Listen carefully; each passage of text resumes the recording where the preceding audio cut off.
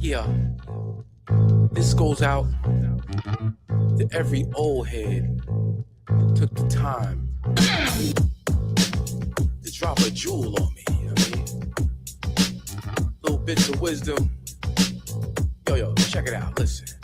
If pimpin' ain't easy, what the fuck is revolution? What? Rappers be spitting straight noise pollution. Here's a clean glass of water, I show you how to eat the live. What goes around comes, let me show you how to give. There's something that you hear when the line is at your ribs. In the street, keep up your jewels, thug jewel like baby bibs. I try to stay mindful, write something for the kids. Talk it like I walk it, rap it how I live. I came up blue collar, strive to be a scholar, but I couldn't eat the love, I only starve without the dollar. Depression and stress is enough to make you holler when the landlord's at your doorstep. The devil's on your collar. It's all like jewels. Can I drop a jewel? Can I drop a jewel? Can I drop a jewel?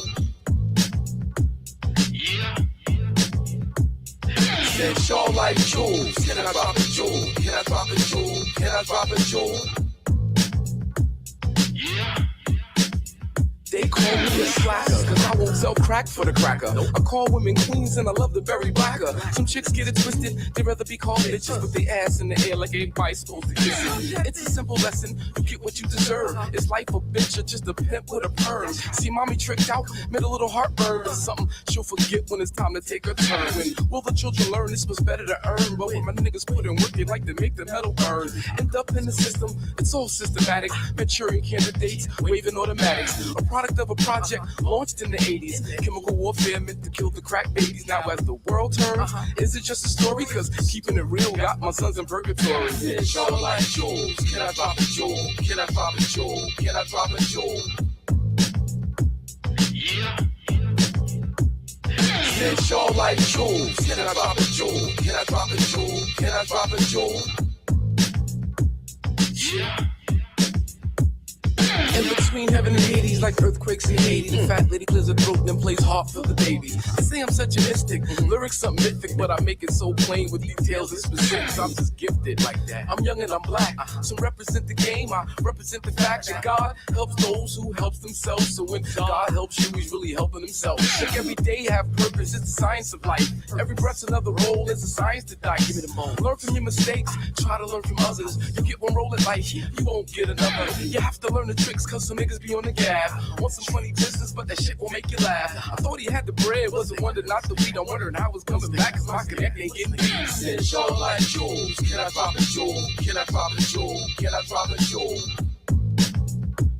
Yeah. It's all like jewels. Can I drop a jewel? Can I drop a jewel? Can I drop a jewel? Yeah. Yeah.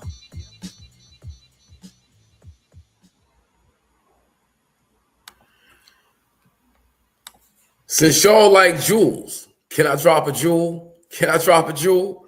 Can I drop a jewel?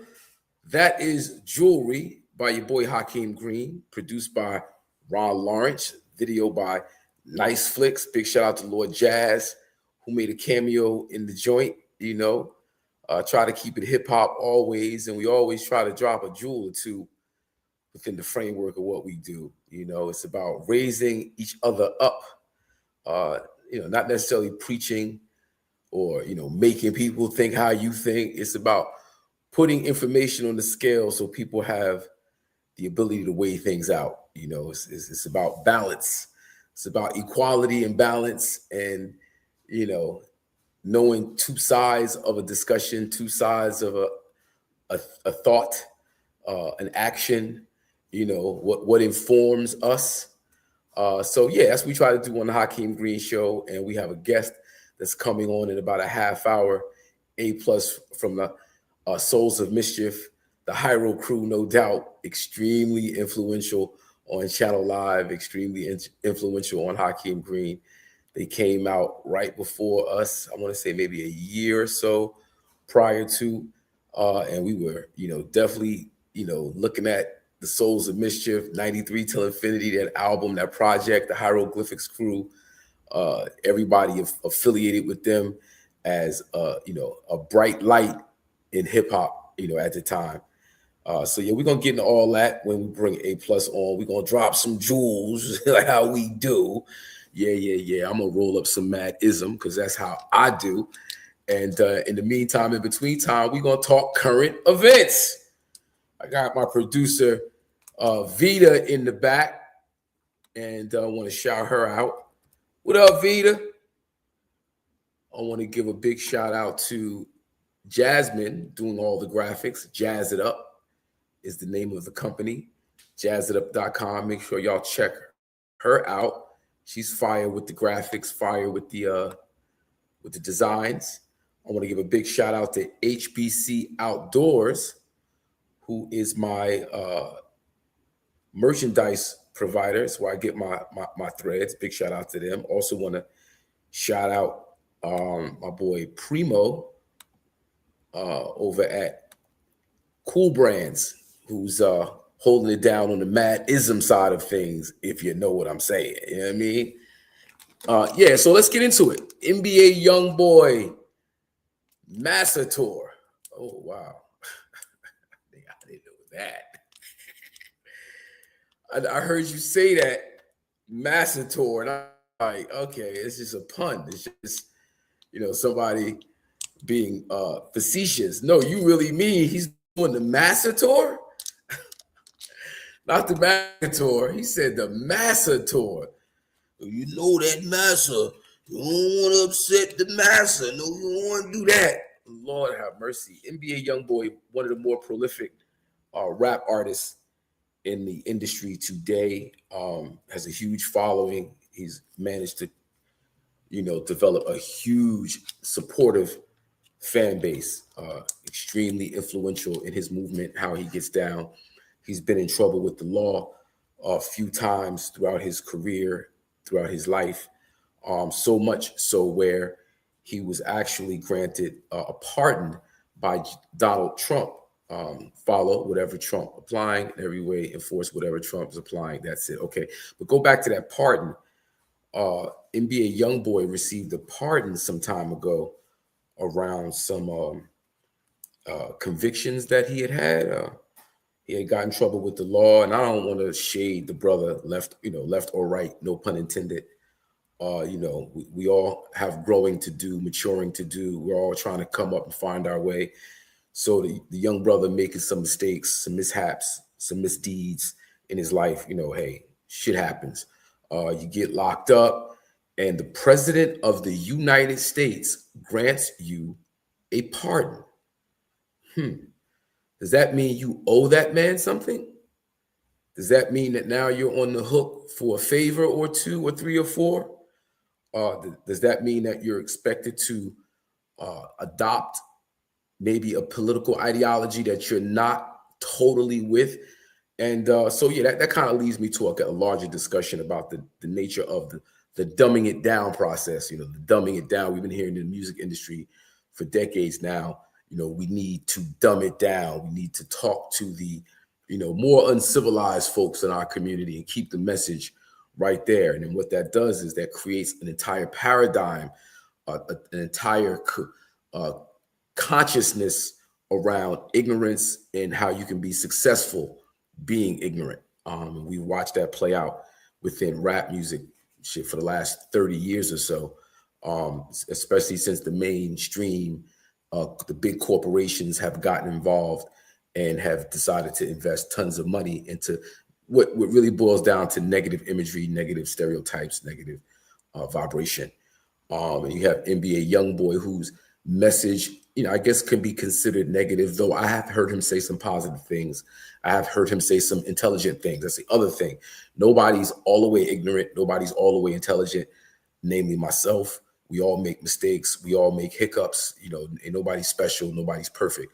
So we don't want to look at the brother like that. However, we just have to put the information on the scale and look at things with clarity. When you're owed a pardon by the president of the United States, this particular president of the United States, namely, who's very fascistic in his approach. He's an authoritarian, a dictator. He told us he wanted to be a dictator on day one. And, we're in year 2 and he seems to be living up to the dictator moniker there. He's definitely living up to it. We see everything that's going on with the heavy hand on immigration, quote unquote immigration, though citizens are being affected. You know, people who were born here as Americans are being affected. We see everything that's going down, and NBA YoungBoy being such an influential voice for the youth and creating a consciousness around ignorance leads us to be controlled by people like Donald Trump. And the control that Donald Trump and his allies are looking to wield is very oppressive. It's unfortunate that I hope that was a pun. I hope that was a joke, that the name of his tour is the Massa Tour, M-A-S-A, not NASA, Massa, M-A-S-A Tour. You know, Google Trump wants to do it. You know, we got to go out there and do it. That's just a bad look. Now, back to dumbing it down. You know, I don't want to, point fingers. I don't want to say it's this side versus that side. I don't want to get into that necessarily, because we see the same thing happen on the left, where there's a dumbing down, there's a rush to appeal to a certain level of intelligence or ignorance, might I say, that elevates other artists to take positions, and you don't know if they're 100% behind the position that they're taking. So I think this is just another example of how we, as the consumer, the public, the community at large, how we got to take all of this, put it on the scale, weigh it out for what it is, and then move accordingly. The Massa Tour, NBA YoungBoy, man, that's frightening that a young, black man is running around the country.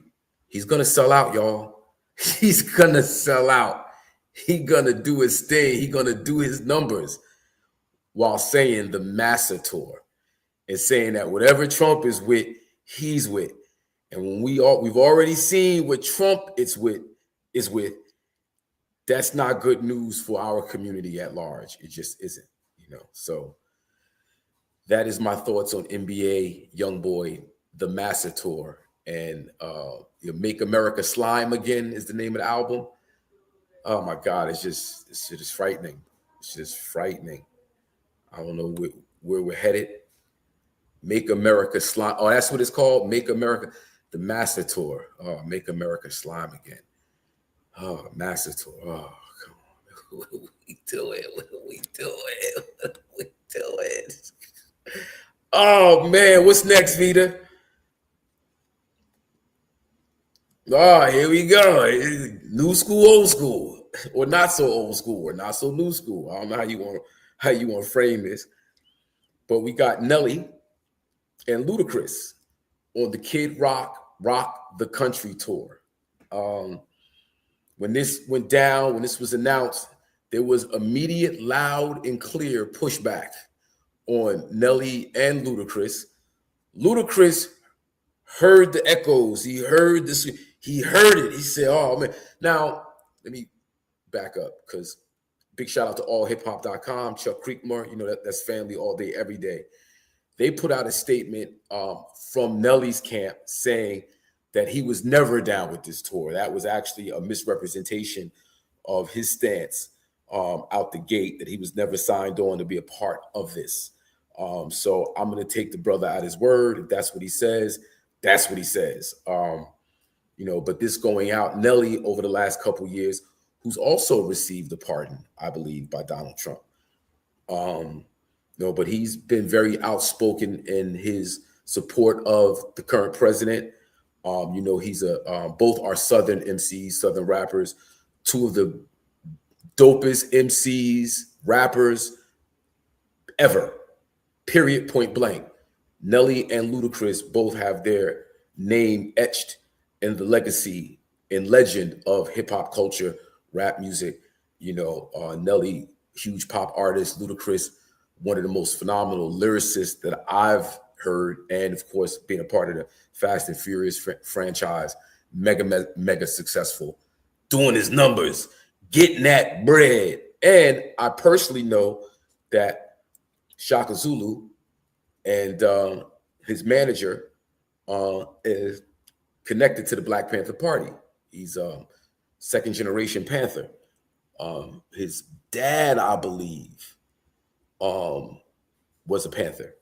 And I know him and his brother through Panthers. So, you know, I know they have a history in politics. Ludacris, who said he was not a part of it. Thank you. I said Nelly. I'm sorry. Nelly said, oh, excuse me. Ludacris said he wasn't a part of it. Thank you. But in the clear up, Ludacris's management, very good brothers. You know, I know they're connected to struggle. They're connected to, you know, Black empowerment. They're connected to all of that. So it was surprising to see Ludacris's name attached to this, but he has since come out and said that that was a mistake on someone's part attached to this tour, that he's not really down with the get down. Nelly, you know, I mean, we have to pay attention to who's who, what's what, and what side of the land that they stand on.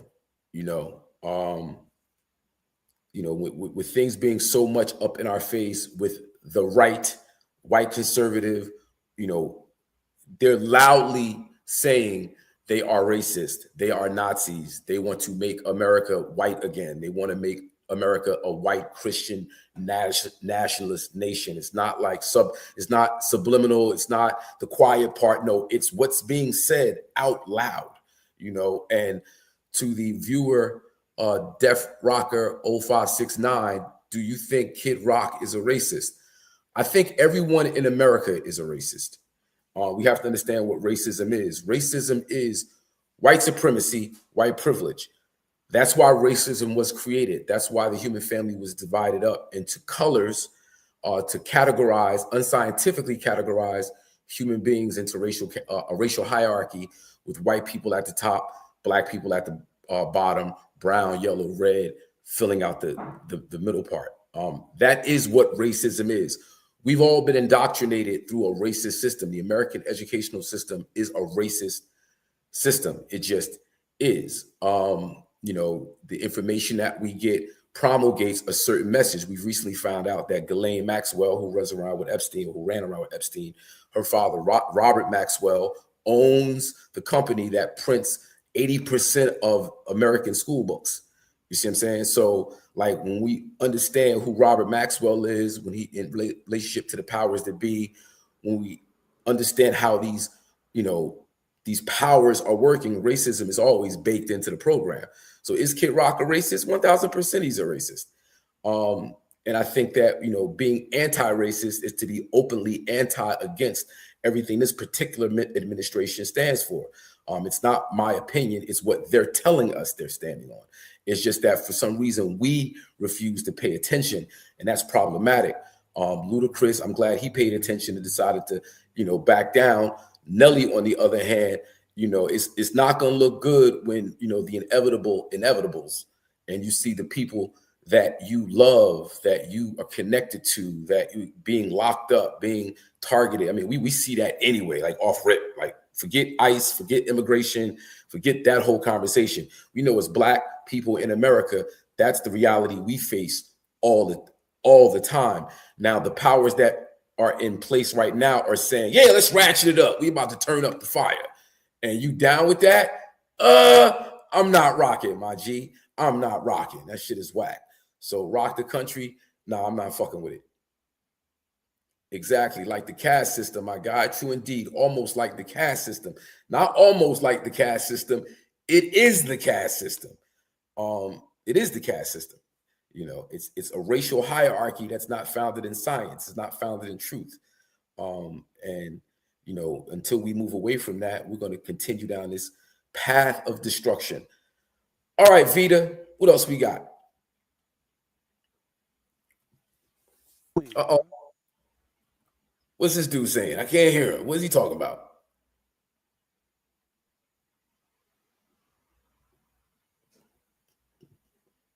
See if we get the volume going on this guy. Nothing.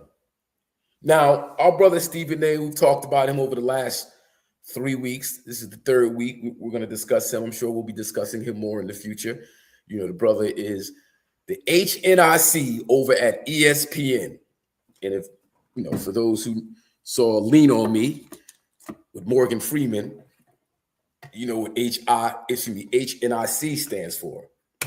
You know what I mean? And how Brand Nubian say back in the day, don't let it go to your head. Nah. The brother be wildin'. He just be shooting from the hip saying any old thing. And it's like every time he opens his mouth, especially in political discourse, somebody's there to check his bullshit. You know what I mean? You got Joyanne Reed, she's checked them.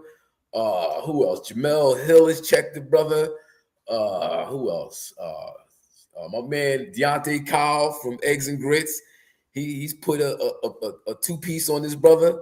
Let me see. Who else has checked Steve? I mean, he's always saying something that gets thrown right back in his face. And I know recently in his diatribe against the situation in Minnesota, and him being questioned about it, Steve is saying nothing.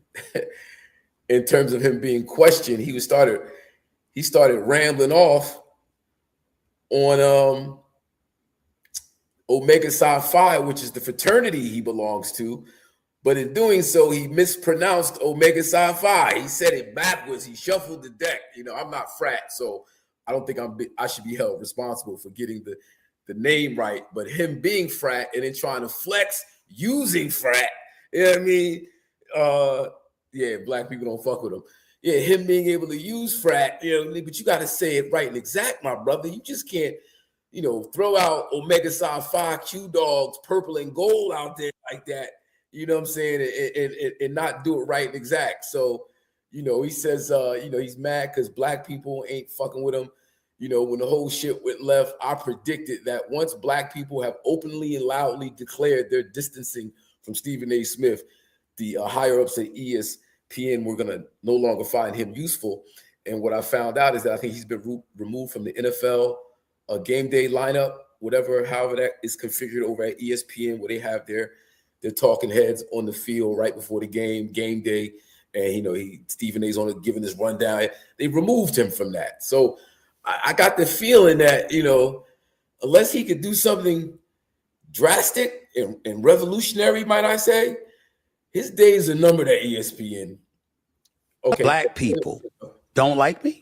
I'm from Hollis, Queens, bro. I'm from the streets of New York City. I go to the streets of America everywhere, all over this country.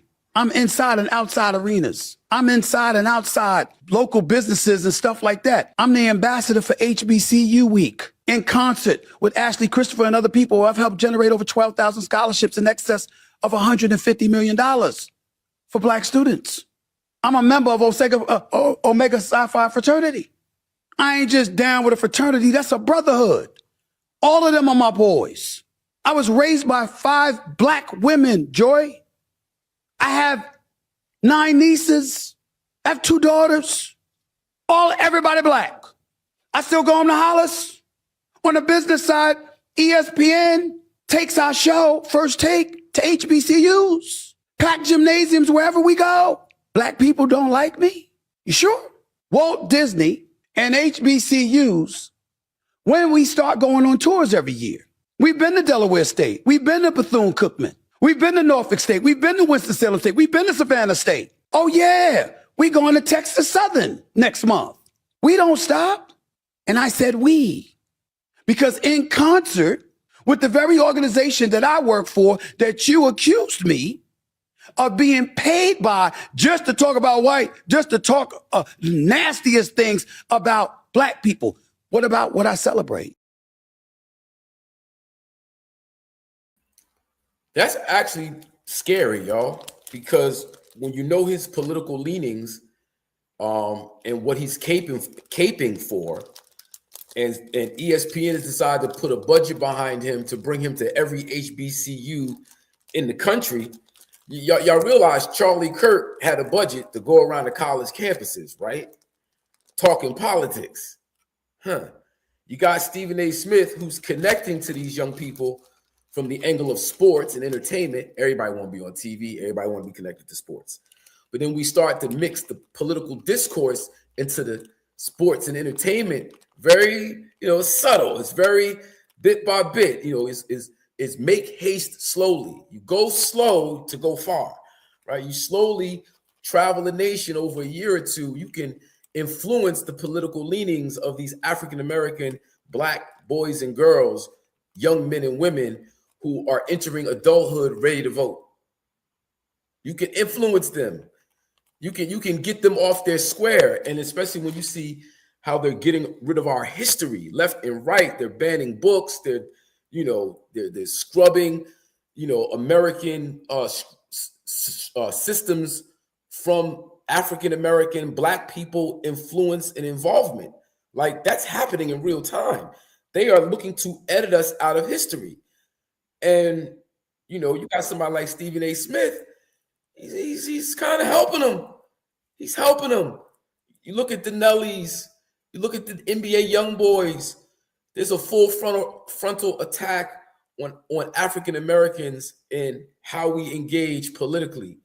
The dumbing down process has always been for a purpose, y'all. It's not just entertainment. It's never just entertainment. And our guest is actually in the building, so I don't want to really keep him too long. I'm glad we discussed these 3 topics going into the interview, because me being introduced to A+ and the Souls of Mischief, before Channel Live, they were in a tradition of elevating the bar, raising the bar, elevating the game, bringing lyrics and intellect into our culture. And I think that this is a great way to segue into my brother, the one and only A+ from the mighty Souls of Mischief. Peace, my brother. How are you? Peace, God. Peace, God. Peace, God. Peace, man. Peace. Thanks for having me. Oh man, my pleasure. I've known you, for a while now. Yes, sir. Yes, sir. Yeah, man. Quite a few decades, my friend. Yeah, quite a few decades. And like I told you when I first met you, you guys were so influential on Channel Live. My whole crew that I was rolling with at the time, prior to being Channel Live and having the record deal, just who we connected with. Like, there's this whole thing on the internet right now about, finding your tribe. Yeah. Yeah. So in 93, even though we didn't know each other, the way you guys came at the art and presented yourself, we were of the same tribe. Man, yeah. Well, that's love. Close apart, mind you. Yeah, that's certainly love, because when y'all dropped, we was rocking with y'all immediately, and of course we were heavily influenced by the teacher. So when y'all dropped it with him, that just gave y'all so much credibility from the very beginning, man. I mean, of course your skills and talent supported that credibility, but the way when y'all hit the scene, we were just automatically down. We were instantly rocking with y'all, bro. And then and then how I met you separately, like just walking down the street in Brooklyn is just a whole nother story. Yeah, no doubt. So I need the history, brother. I need what was it about this thing we call hip hop culture that brought you into the fold? And how old were you? Where were you? Tell me about East Oakland.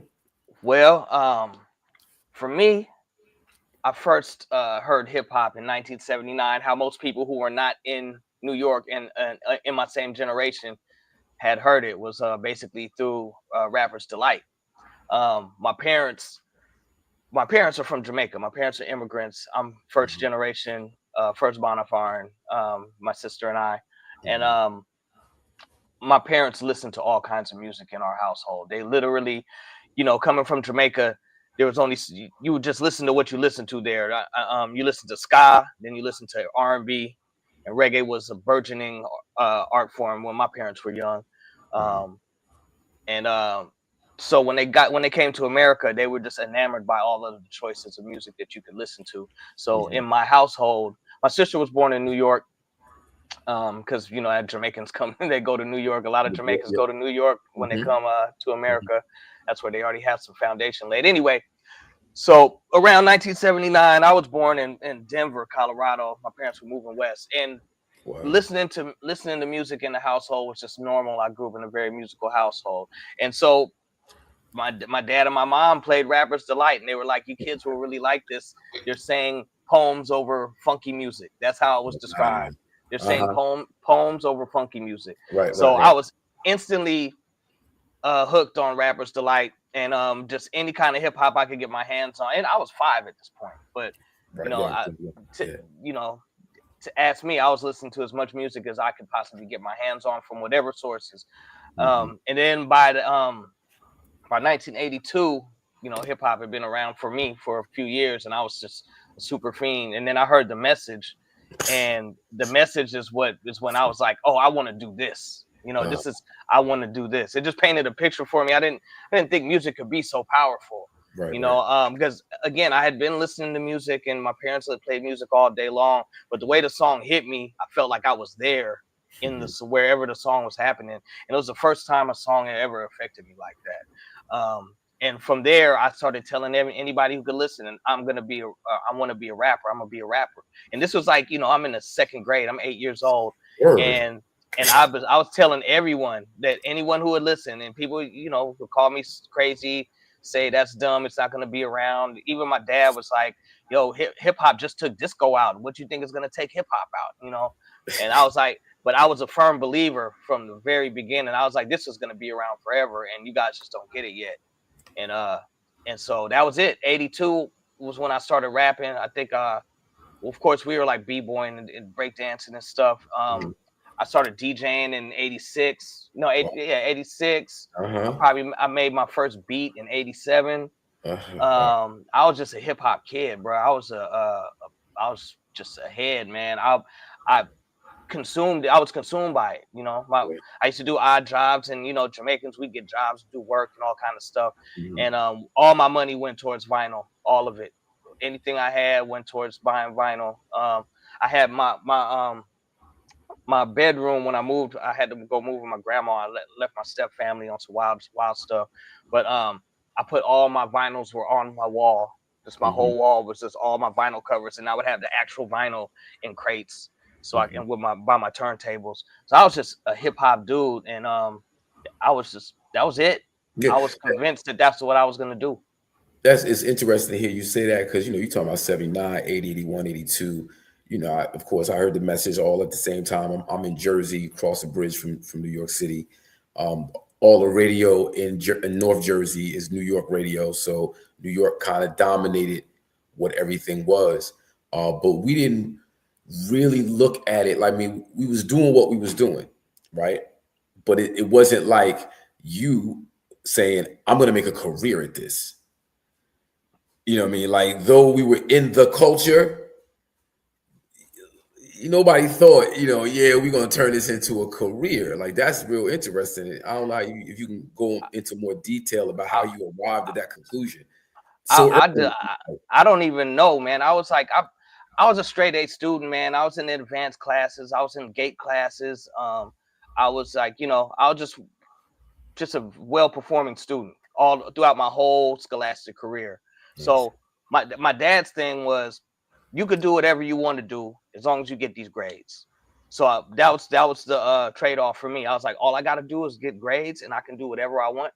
He was like, yep. So I just got the grades, and I was like, I'm gonna be a rapper. Now the mindset behind it, I don't even really understand.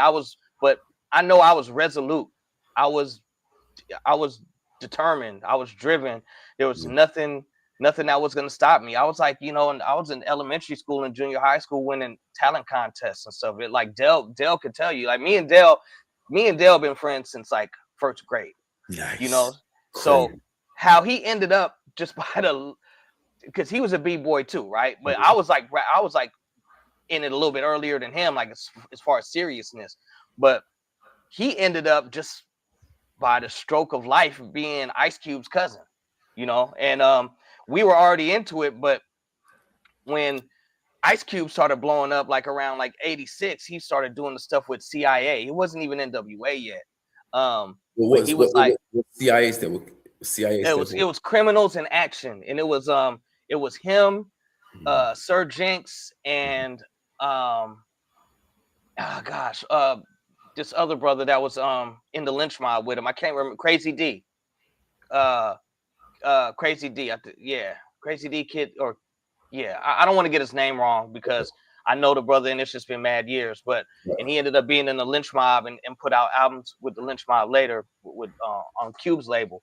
But they were a group in '86 before NWA, and they were called CIA, and they came out with a vinyl and everything.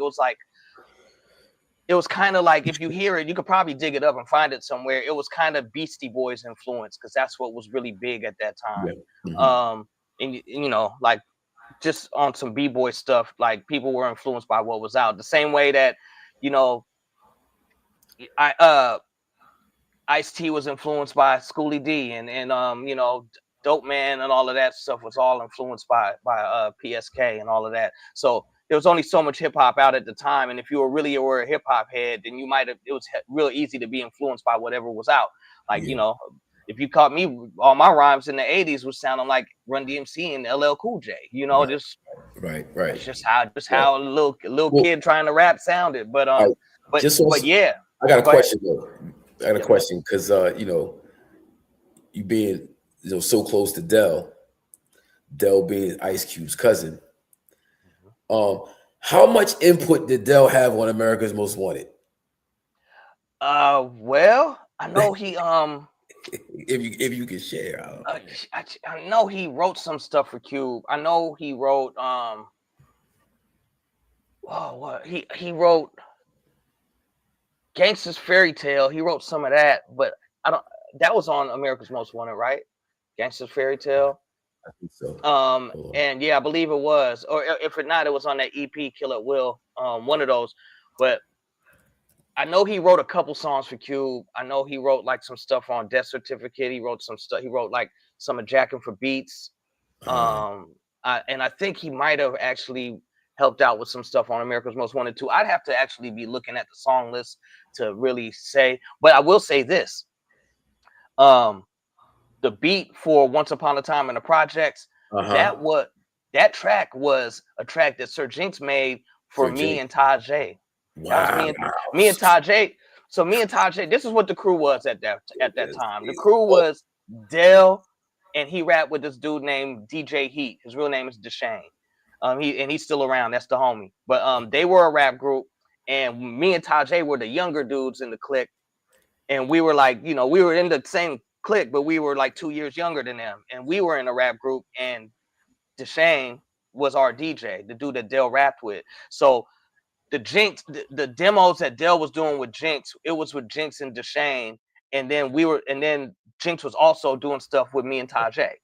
And we were like, at this point, I missed you 1 second. You froze for 1 second. You said, my bad. The demos they was doing with Jinx was the demos that we were doing with Jinx. Dell was doing demos with Jinx, and also Tajay and I were doing demos with Jinx as like the younger dudes in the clique. We were called Busy Boy Productions. That was Jinx crew. And and what year is this? This is 87, 87, 88, maybe around then. Right. Well, this is this is like in between 86, 87, and 88, just those years, because Dell was already making demos with Jinx, and then Dell brought me down to meet Jinx, and like this had to go through my parents and everything, you know, like my dad had to okay me going down to LA as a kid. Yeah, it's a whole nother. We got the Bay Area to LA conversation. But and you know, they live in the hood down there in Inglewood, and you know, so right. We so we're doing demos with them. I can't remember what you originally said, bro. You said I said how much input did Dell have? Oh yeah, Dell was writing some stuff for, and he also wrote stuff for Yo Yo. I think he wrote like 4 songs for Yo Yo. Really? But what I was saying was the Once Upon a Time in the Projects beat. That was a beat for Tajay and I. Jinx made that for us, and it was supposed to be on our demo. But when Cube had left, he left NWA and he started working with the Bomb Squad, Jinx called me from New York, from the Bomb Squad studio. Mind you, I'm in junior high school, but this is how serious it was. Like we was like before Cube had left NWA, Eazy-E and Dre was interested in signing me and Tajay. You know what I'm saying? Like, because we were like some young kids that could spit, but that all ended abruptly when Cube left NWA. So we were still down. We were obviously gonna be down with Jinx and them, and whatever prospects was happening there was over. But Eazy-E and Dre were definitely interested in me and Tajay as a kid group. But anyway, so no, we gotta not anyway. We gotta dig into all this history because this is shit where I've never heard none of this shit. I don't know none of this history. And you talking 86, 87, really probably 85. And this is more 86, 87, 88. 87, but the Bay Area to LA with these groundbreaking, phenomenal projects is popping off, and you coming from the Bay Area is all in the mix of this. Now, the other thing is fucking me up is that, like, the way I see Cube, the way I see NWA is so not how I see Dell, not how I see hieroglyphics. So that dichotomy, that, that's weird. That's a real, we tend to, so for me, like, you guys were like West Coast tribe, native tongue. Like the way y'all presented, I was about them bars. We were definitely heavily influenced by tribe and native tongue and all of that. But your own thing that, I was digging in heavy. You listen to Channel Live Station Identification, you'll hear Souls of Mischief influence on it, bro. Like, I'm a fan. I was fucking with y'all like that. Right? It's a certain intellectual young black man, college bound, maybe, probably, or just, not in the street. Yeah, we'll fuck you up. We'll put the hands up, but it ain't like, this is all it is. Life is fucked up and we can't go nowhere. It's like 93 till infinity pop. It was like, oh shit. You mean to tell me we all, it just ain't black men running around robbing, killing, shooting, gangbanging. It was so to hear that you're right there when the anthem for all that shit was going on. That's interesting to me. Yeah, man. I mean, you just described the same way we felt about hip hop. We were like, yo, I mean, I grew up in Oakland. My brother was a dope dealer. Like, we were right around all of it happening, but not everybody who was around it was doing it. It doesn't mean you wasn't right there. It doesn't mean you didn't see it. It doesn't mean that you wasn't down to put them hands up. Wasn't like motherfuckers, cats didn't have straps, but we were just like, not everybody's the same, and we just and our hip hop was an expression of that, and it's basically everything you described in a nutshell, man. And that was influenced. We were influenced by Tribe and by Jungle Brothers and by De La and by Native Tongues, because it really did. We've been listening to hip hop before there was a difference in what it was. So when there started being differences based off of subject matter, I didn't really feel any disconnect from the gangster stuff.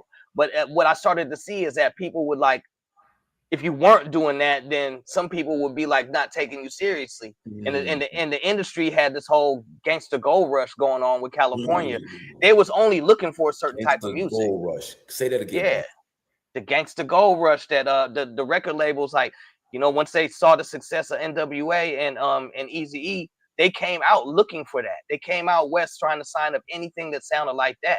That didn't mean that's all there was. That just means that that's what the companies were looking for. So when that started being the only thing that they put out, well, the impression it would give to anybody who wasn't from the West Coast was that's all that there was music. And that's an honest impression, I would say, if I was living on the outside looking in. But living there myself, not everybody on the block was a dope dealer. Not everybody most people weren't, actually. Most people on the block weren't, actually, to be fair. And even though we were right there, we wanted our hip hop to represent I wanted my hip hop to represent my actual life, and it just didn't seem like there was a place for it until Native Tongue started, started with Jungle Brothers for us, for me specifically. Then I was like, okay, well, before that, I was like probably rapping like Big Daddy Kane and Cool G and whoever, Chill Rob G and rappers like that. Chill Rob G was one of our favorites. But you know, when native tongue started really being prevalent, it kind of just showed that like there was a lane for people who it would be disingenuine and not authentic if I was saying some gangster stuff, you Yeah. know. And there are actually people from around my way that weren't really gangsters like that who started rapping like that because that's what they felt. But I knew they wasn't really like that, you know. Yeah. But Yeah. different strokes, bro. And we just wanted, I just wanted my hip hop to be authentic. So, yeah. Yeah. So But we were right there. We were right there. I mean, we was with the gangsters, bro. We used to walk in right. the room around So Cube. All of them boys were strapped all the time, bro. And they was like when we would be in LA recording, they'd be like, "Don't go outside." You know, the studio's in the middle of the rolling 60s. We can't leave the studio at once it turns dark because everybody's banging everywhere. I remember one time we went to Candyman studio. Jinx took us to Candyman studio for something, and his studio was in a blood hood. And I had on some blue clothes, and they made me take all of that because I was like 13 years old, bro. They was like, take the hat off, take that sweatshirt off.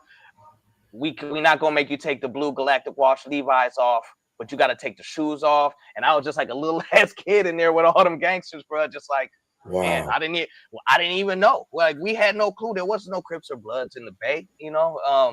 But yeah, we was around the gangsters, but they understood that not everybody made. There was other kinds of hip hop. Cube is a b-boy. He's a hip hop dude.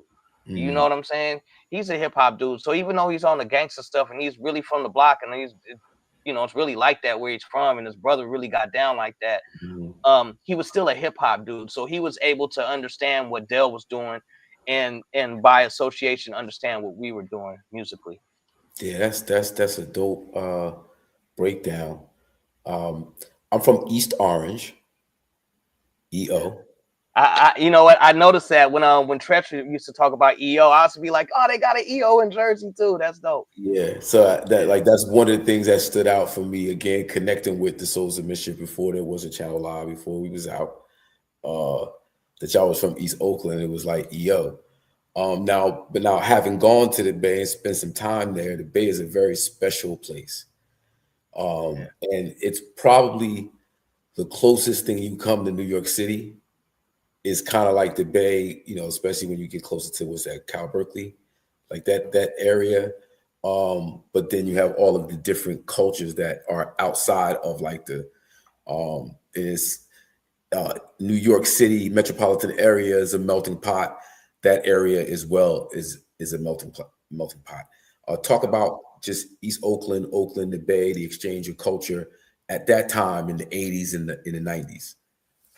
Man, East Oakland. So I moved to East Oakland when I was like almost turning 6. I moved to Oakland when I was 1, but I moved around a lot. I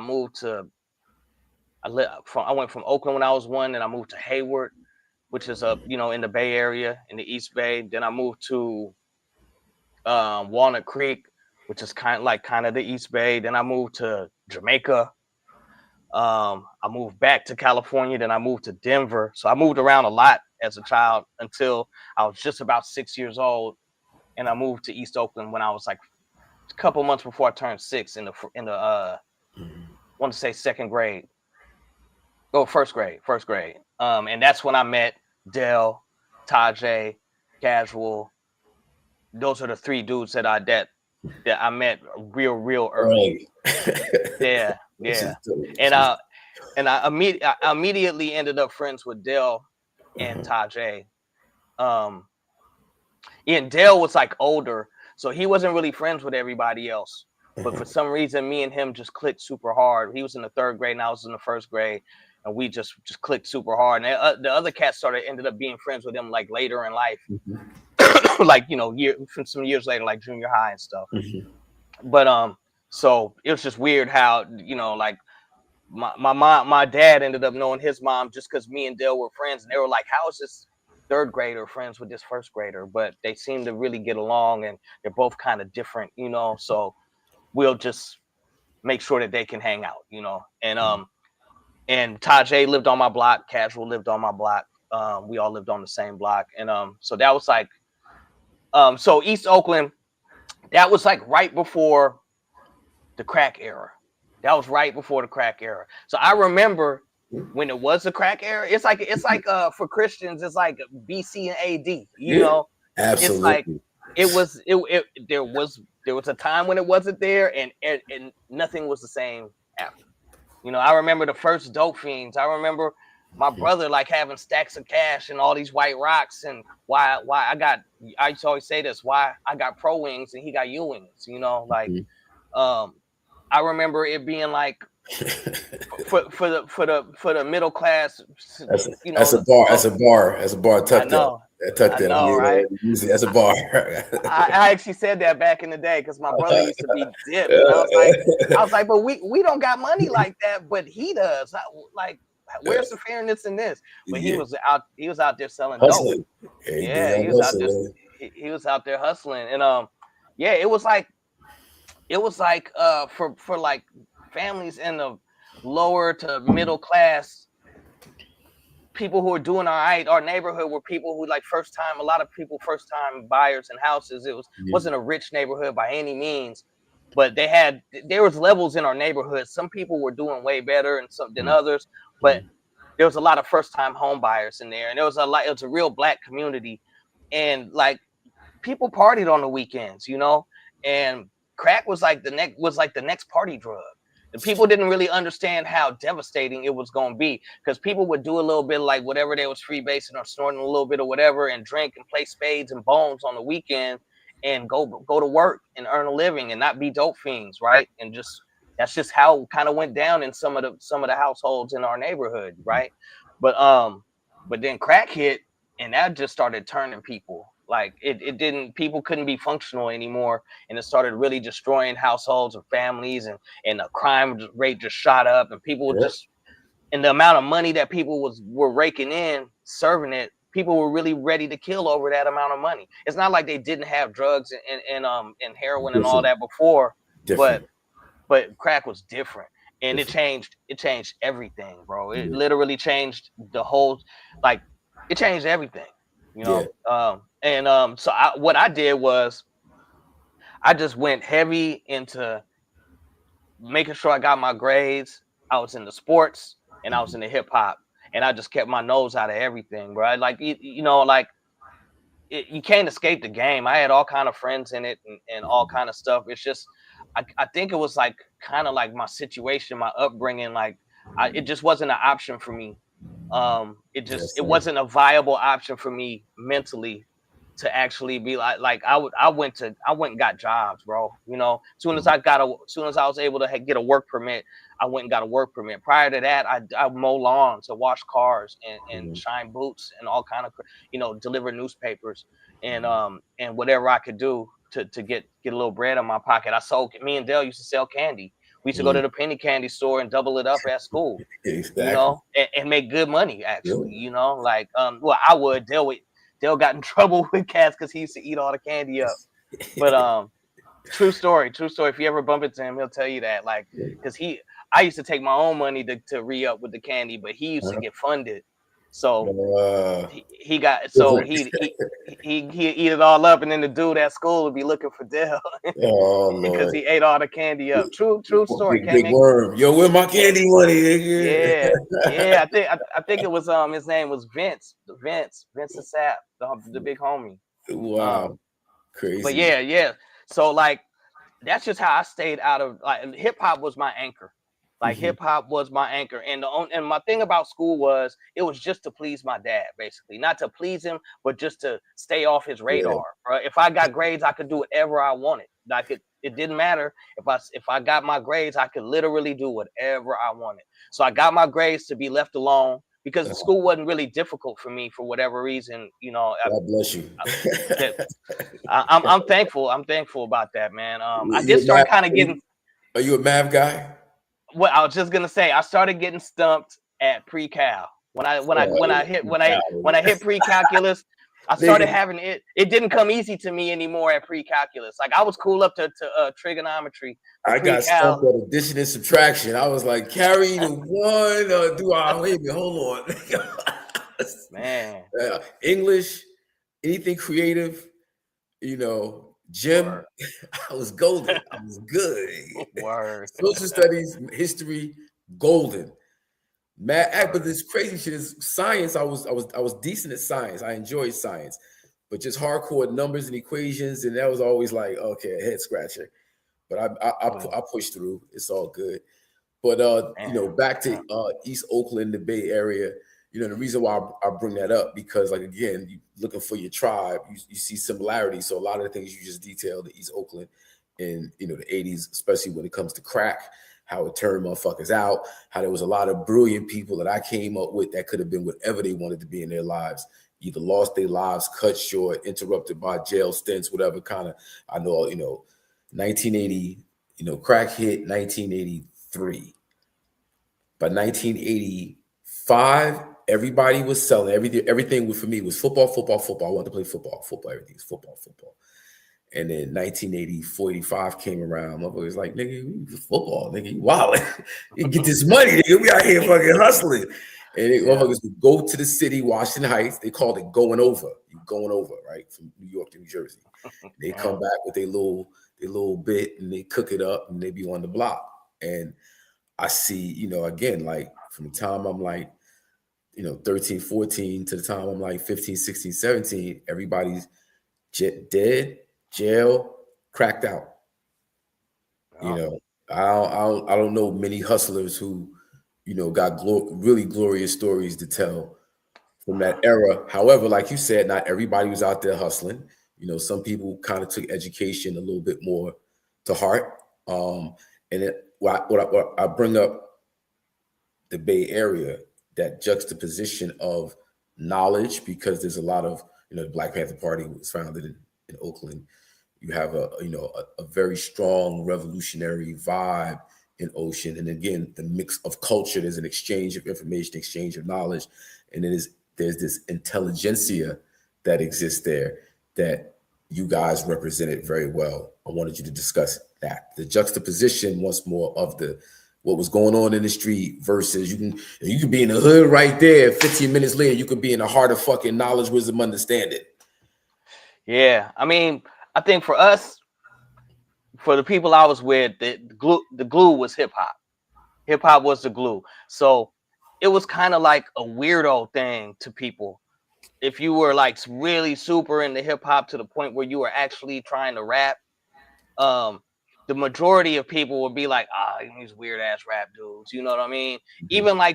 Even like the street dudes who rap really had one rap, and he wasn't really a hip hopper like that. It was just he just had this one rap, and he would whenever people would be like, say that rap, whoever. Like I remember in like 7th grade, it was this brother named DeMarco. Like he used to say the same rap all the time. He ended up growing later, and he joined the 5% Nation, and he got brother Quan later. But at that time, he was DeMarco, and he would say that he was the most popular rapper in the school, but he had one rap. You know what I mean? And so all the cats who were super duper serious, people were like, most people listen to R&B. Rap wasn't really popular. This is like late 80s, mid to late 80s, and so people who did have this affinity for hip hop music, it was kind of like it was a unifying factor. It was a reason why you would kick it. Like, oh, you into it like that too? Oh, you listen to KPOO on the weekends and record the hip hop show because that's the only place you can get any hip hop. Oh, you go to Leopold's every weekend and see what's out because what new might have come out at the store. Because back in the day, there might not have usually wasn't any new hip hop out every week. It was sometimes it'd be months before anything new was out that hit the record store, and you wouldn't get any broadcast telling you that something was out. You'd have to go check yourself and literally go see if there was anything out. And a lot of times we would hear things on the on KZSU or KPOO, which are the college stations around our way, that wouldn't even be distributed out here. It would be like some stuff that came out and you could get the record in New York, maybe you might be able to get it in LA, but not all distributors were distributing the actual music that we would hear on these hip hop mix shows. In the actual store. So you would have to literally record the broadcast, and you could have that on your tape and distribute it to other tapes with the record method and stuff. So we were just hip. All the people who were really into hip hop, we just was hardcore into it. And that's kind of how the clique started congealing. Like Tajay was my bro. that I rapped with.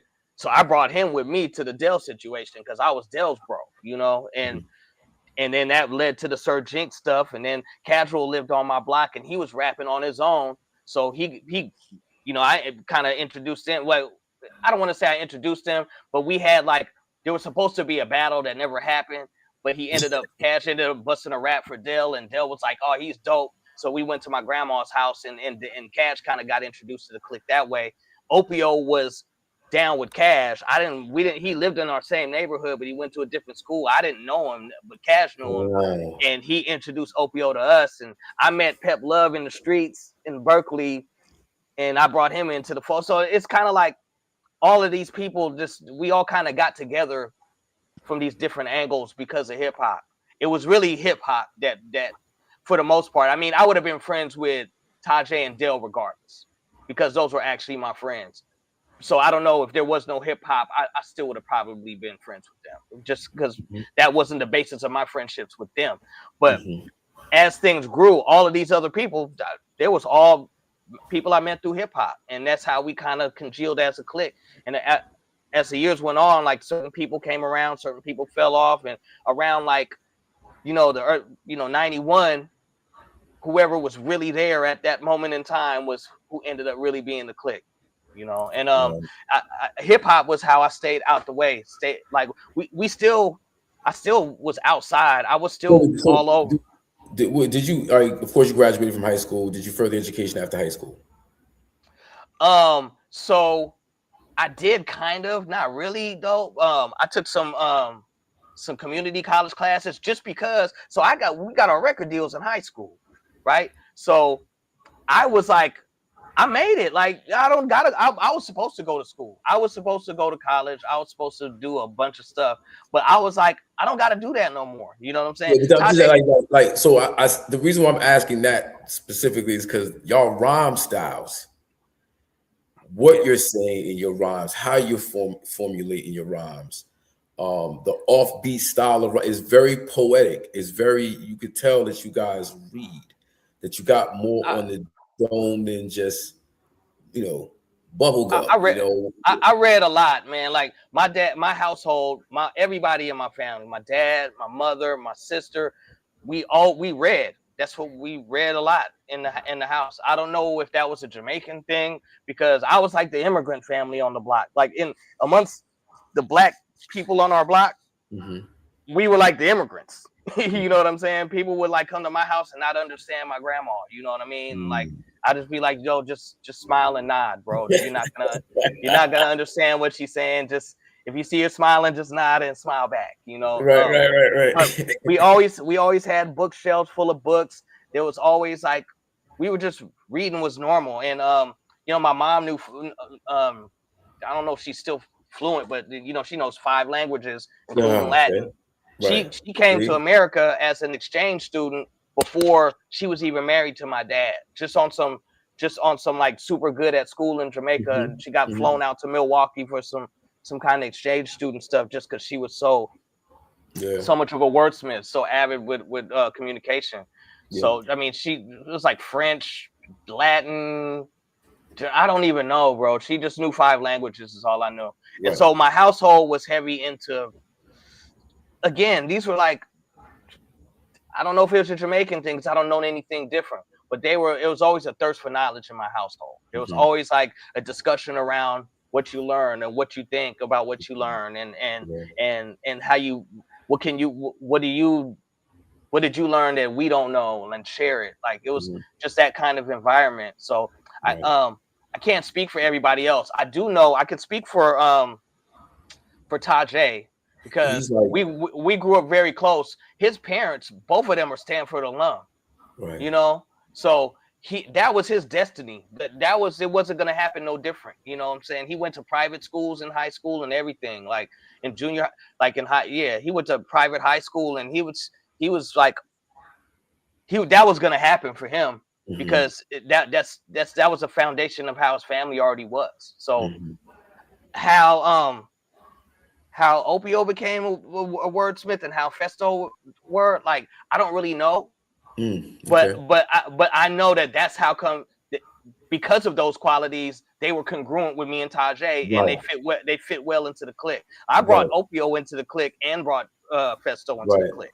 At first, it was just me and Tajay, and me and Tajay was like, "We don't need nobody else, bro." You know what I'm saying? But I was like, nah, this would be good. You know, I was kind of like that kind of person, like like I always had the plans and the networking and all of that stuff. So I don't really know how that developed, how the wordsmith stuff developed with Fest and Tajay. I mean, excuse me, with Fest and Opio. But the fact that they were like that, like I talked about, finding your tribe, how you guys resonated with, not just me and Tuffy, but in terms of my comrades at the time, what we were doing, what we were into, how we were dressing, growing up in East Orange, you know the Tretch and Naughty and the Redmans, it's Newark, it's the Bricks, it's Illtown, it's all that. But I didn't grow up knowing that. I saw it every day. I grew up in the house with it, but because I had extensions, that's not the vibe we was on. That's not the energy. Our peoples, our loved ones, our friends, family, but not us. And we all kind of stayed close, though, which is weird. Throughout 40, 50 years of history, I'm still friends with like everybody I grew up with in East Orange. Everybody. And I think that has a lot to do with Naughty too, because when Naughty popped, they bought, like, if you was from East Orange, come on, let's go. And it was all love. So I think that had a lot to do with it. But we all remain very close throughout the years. Don't make it, whoever you are, whatever you went through in life, whatever, it don't matter. But at the same time, you find the people you connect to, and sometimes you're not looking for them. Hip hop, of course, is a way to bring. So I have to say, hip hop is not what you do. Hip hop is how you do it. So a lot of times we define hip hop, rap music, as this thing here, and if it don't look like this, it ain't. De La Soul is a very good example of crushing that stereotype, crushing that idea. Me, Myself, and I, and the whole Daisy Age thing, which was its own kind of like, they didn't really fuck with it like that. But be different, be yourself. You don't have to follow the fucking norm. You ain't got to be drug dealer, pimp, whole hustler. There's a whole side of life that's happening that we need to represent, and you guys were that group for us. Yeah, I mean, I couldn't have said it any different, bro. Like everything you described about like what you went through in Jersey is how we viewed hip hop as well, and the difference really too, and this is just me talking, but like we were really big, we were influenced as well by the Jersey hip hop explosion, bro. Like we really were, like, for real, like Flavor Unit and Nice. Man, and Nice. Redman, and like it was crazy, bro, like crazy. Hakim Shabazz, I remember I traveled so far to go get Hakim Shabazz, his videos were out where we lived on Soul Beat, but the record wasn't anywhere to be found. Wow. We couldn't find it anywhere. And I would call the record stores and be like, whenever you got one. And I called finally Tower Records in San Francisco, which is a long ways away when you were my kid that age back then, said they had one. I went and took the 2-hour trip all the way out there, and they didn't even have it, bro. They didn't. I just remember that so vividly because I was so disappointed. But not to tangent. We were like the New Jersey hip hop scene. I'm gonna clip that right fast. Well, not now, but I'm gonna clip that part and tag Hakim Shabazz in it. Oh yeah, bro. Like we I don't know. It was like kind of like lightning in a bottle for us, because everything that was happening at that time that was super dope to us, we were influenced by, and we were able to develop our own style with all of these, still have our individuality, even with all of these influences and stuff, and it was crazy. Like, like I said, Flavor Unit, Native Tongue, and at the same time, like, we were influenced by Cube and them too, because we were around them. Like, I learned how to work at SP12. I learned the art of sampling from Sir Jinx, bro, and how to work a 4-track. I didn't understand how music was even made or how beats were even made. I saw him loop something and my head just exploded, bro. I was like, that's how they doing it? Because I would have the records at home, but I'd be like, we'd use the tape method, like, and just it'll be offbeat, but it'll be like kind of going in the loop. Just that point right there, put a pin in that. So Yeah. people talk about these streaming numbers, right? Oh, stream this and stream that, stream that. What if you could quantify all of the pause tapes, fucking recordings, cassettes? This one got a cassette. This one records it. It just spreads around. You can't quantify, but each time is a stream, and you're playing it over and over and over and over and over again. Now you Millions, billions of streams, bro. Like, just on the kind of the same note, I tell people, man, like, if the Souls was out, or if Channel Live was out, or like there's a bunch of other people was out during the social media era, like if that heat was captured in the social media area, it'd be like millions of followers, bro. Like hundreds of thousands, if not millions of followers, if you base like what was happening with their notoriety at the time of their explosion with that technology. Yep. It's like, okay, now that we like legacy acts from 30 years ago, the numbers may not reflect that in social media, but like you had to be there to understand the impact. You know what I'm saying? Like KRS-One, bro. Like, you know what I'm saying? Like, come on. Yeah, that's the impact. So I got put on the Boogie Down Productions by KG from Naughty by Nature. He was in my homeroom class, 1986, 1987. That's crazy, really. So I was on my Depeche Mode. I was in the motherfucking The Cure. I was in the Smiths. I was in all that shit, right? So I walk in the classroom and shit. KG stand. He got the hot top fade with the fucking Nefertiti joint. Got the chains on. This nigga's the most hip hop nigga ever, yo. Always had the fresh suede Pumas. The K was dipped all the time. He holding the Criminal Minded album. I walk in, I'm like, damn, who the fuck is that, K? BDP. You don't know about BDP? South Bronx. Damn, niggas on the album cover with guns and shit. They not trying to sell no records. I get that. KG laughed at it. It's 1986 though, and I'm alternative at this point. Yeah, I'm vibing with the hip hop, with the rap. I was the illest dancer. My dance shit is crazy. I was more of a dancer at that point than anything else, right? Then KG laughed at me and shit. And then, history would pan out the way it panned out, but that's how I got introduced to the BDP. That's crazy. You know what? I think for me, and I totally get that. For me, that was all happening simultaneously. Like the whole MTV era of music and all of the things that became popularized by, like you said, Depeche Mode and like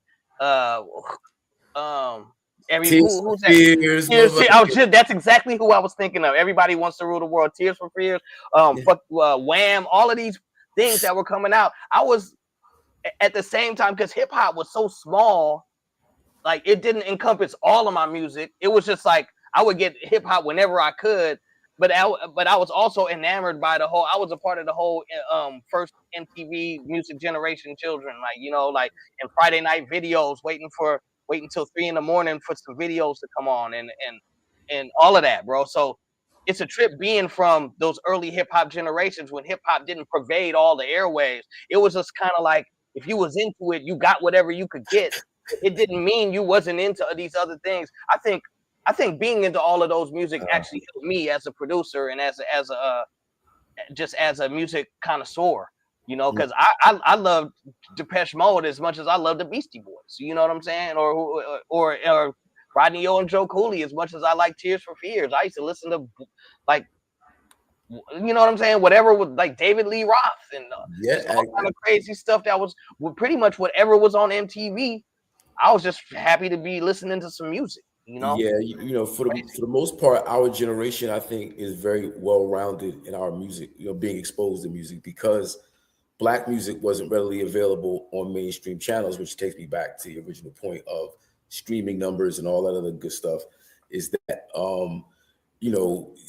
Black music wasn't accepted in mainstream spaces, let alone hip hop music, so you know, we got the jokers who kick down the doors like the Curtis Blows, the Run DMCs, you know, the list goes on. But like literally kick down the doors to create an environment where you drop a joint and there's a market of millions of people waiting to hear your shit, as opposed to now we not checking for that.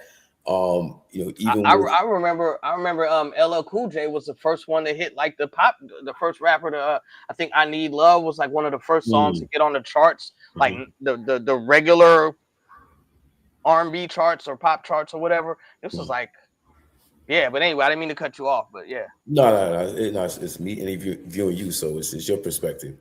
But okay, let's take it back home though, because you know you got the Too Shorts of the world, and you know the many other Bay Area, Hammer, you know, like what was going on, like when Too Short first hit, and then you follow up with what was right after Too Short. I don't want to miss nobody.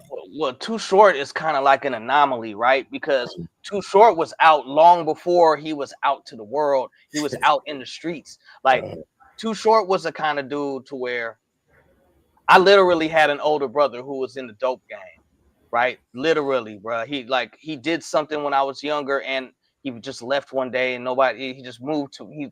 I can't even say where he moved to. I don't know if he snitched or if he pow somebody, but he's just left. But prior to that, he was in the environments to where you could get Too Short tapes, you know, and he used to bring them home, literal real cassette tapes with Too Short and Freddie. Hold on. Say he was in the environment where he could get. Yeah. That's ill.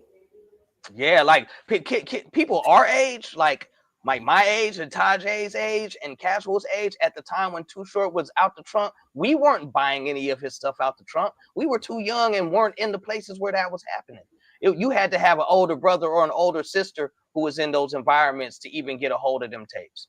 You know, so the way that I got exposed to it is my brother literally was in these environments, and he used to come home with the Too Short tapes, and we used to be able to play them before my dad and my stepmother came home, because there's no way in the world any of that could be playing once they got home. Everybody would get whooped.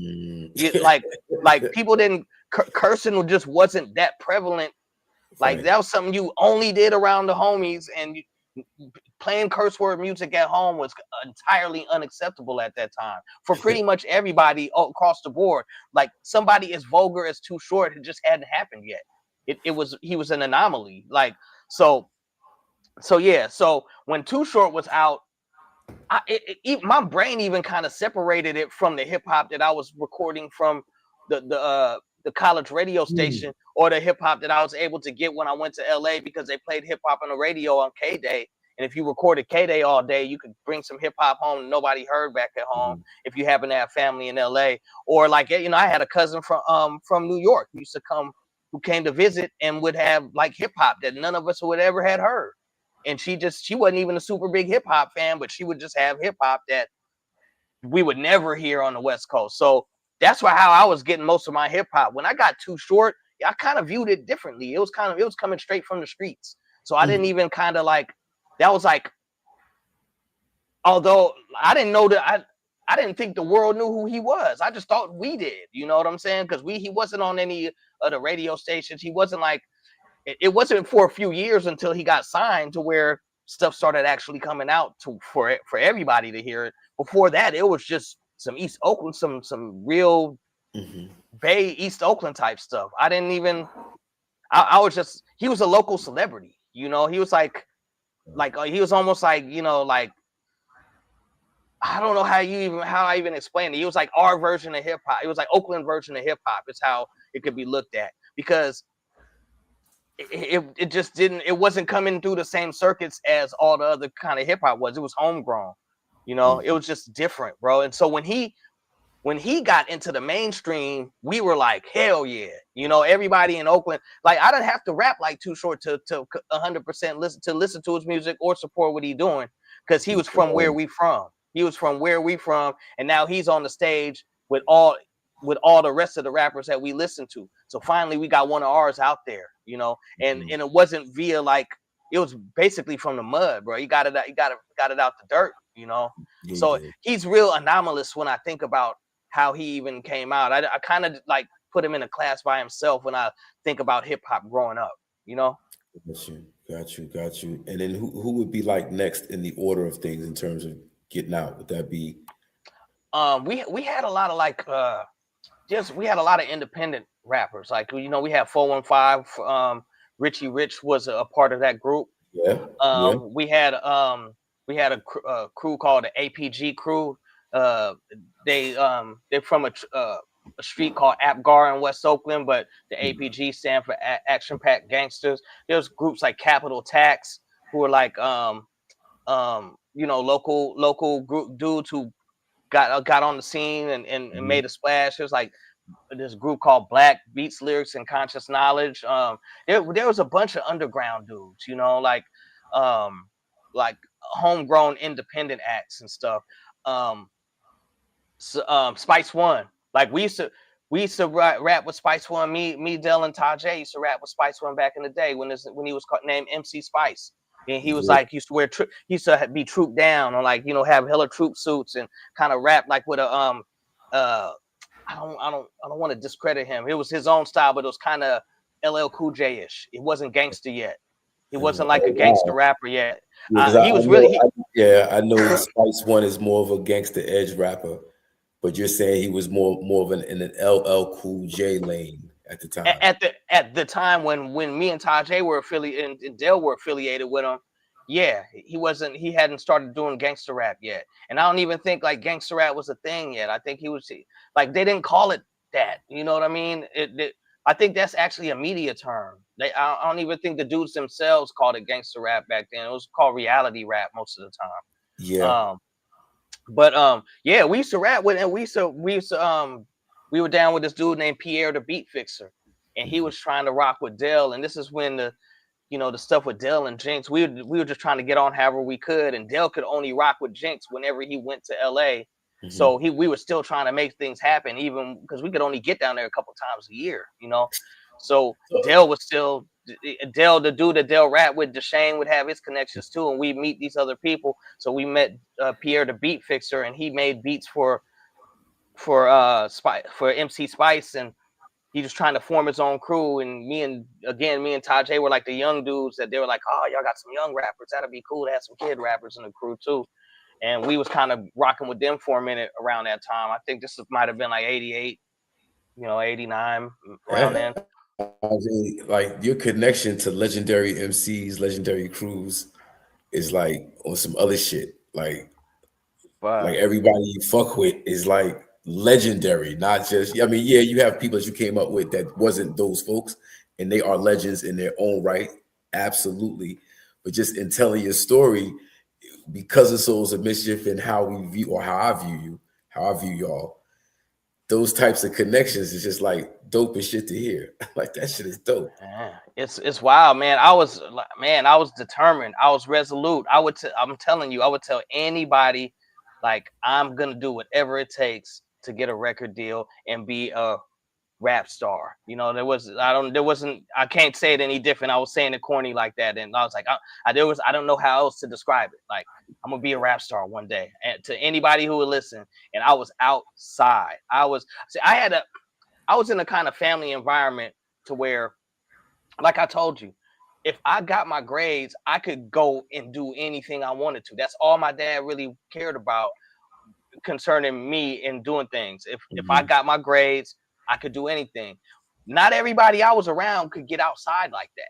Like, wow. So I was outside, bro. Like literally, I don't think the only other person who could get outside as much as I was Dell, and that's because he was 2 years older than me.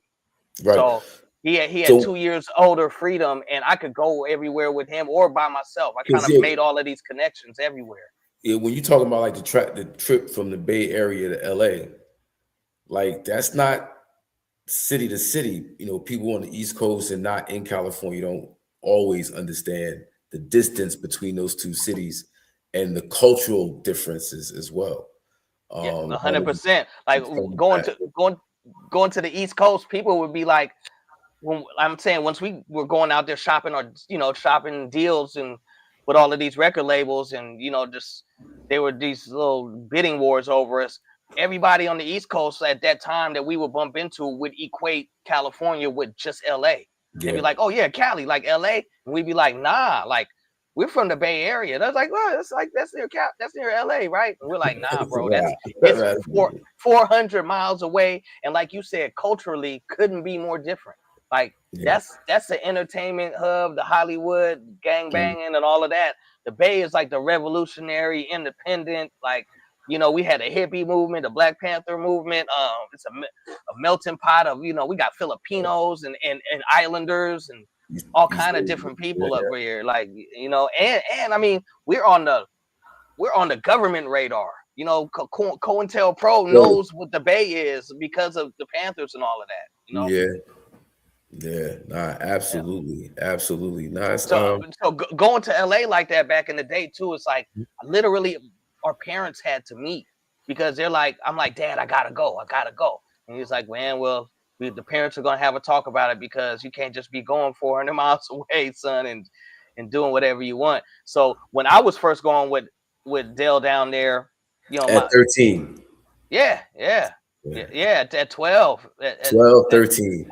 Yeah, and then after I had done it, I was able to get Tajay to be able to come. So Tajay's mom would talk to my dad because my dad had already let me go, and they already knew each other because of our friendship. So then Tajay was able to go down there with me, and that's how it happened, bro. That's how we were able to do our demos with Jinx. There's songs with us recorded with Jinx back in the day, and then that kind of all fell to the wayside. Like Jinx got really busy after America's Most Wanted came out. Absolutely. He kind of exploded. But by that time, Cube started Street Knowledge Records. Dale got hit, and Cube had always said to Dale too. He'd be like, "When I get on, I'm gonna put you on." Right? That was always his thing. They're cousins, and they're really close too. Yeah, for real. And in Cube's own words, he was trying to put Dell out to have his own version of Digital Underground. You know what I mean? That was his vision for Dell. Dell kind of changed that with his own initiative. But okay, I'm sorry. I want you to finish your point, but I want to talk about Digital Underground and their importance. But after I was just gonna say, like, Dell had finally gotten, so sick of pinning that. Dell had finally gotten some money from his advance from Cube, and he bought some equipment, and so we were able to like make music at his house after that. And I had already taught myself how to make beats, and I was already that's why all the scratches on the Souls album is all done by me, because I had been a DJ since '86 anyway, so I knew how to scratch, and so we just started doing everything out of Dell's house, and then the demos we made at Dell's house were the ones that got us the record deals. Wow, that's crazy. You got so much history, bro. Digital Underground. Yo, yeah, Digital Underground, man. So, yeah, rest in peace to Shock, man. That was my brother, man. He was such a good dude, man. He was like really one of one, man. I guess we all are, but for the sake of this conversation, he was a very special person. Very special person. Genius. Like his heart and spirit, bro, was like, yeah, we used to hang out real tough, bro. Like just real tough. But yeah, so Digital Underground, of course, they're like, they're also, I'm sorry I didn't even mention them earlier when I was talking about hip hop groups from the Bay. Like they were yeah, they fit exactly in that category of groups who kind of put the Bay on the map before we were even out. But yeah, man, they hit the scene, and it was just another group, another amazing group for us to be proud of and to inspire us that we could make it one day. And of course, so I'm going to school with Money B's cousin, Cletus Matt.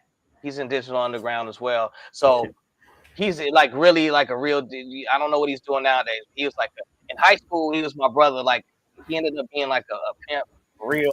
Like, but me and him was close in high school, and that's how I ended up meeting Money B. And Dell, of course, he came out and he ended up meeting everybody that way. He actually had a song with Tupac back in the day that never came out before when Tupac was before Tupac had came out. But anyway, yeah, man. Yeah, we ended up just being real cool with Digital Underground, and to this day, still cool with Fuse and Mun and you know, a bunch of the members who came later, like Mystic, the young lady. I ended up producing her single. Me and her are real close. She's like my sister. She lived across the street from me for mad years.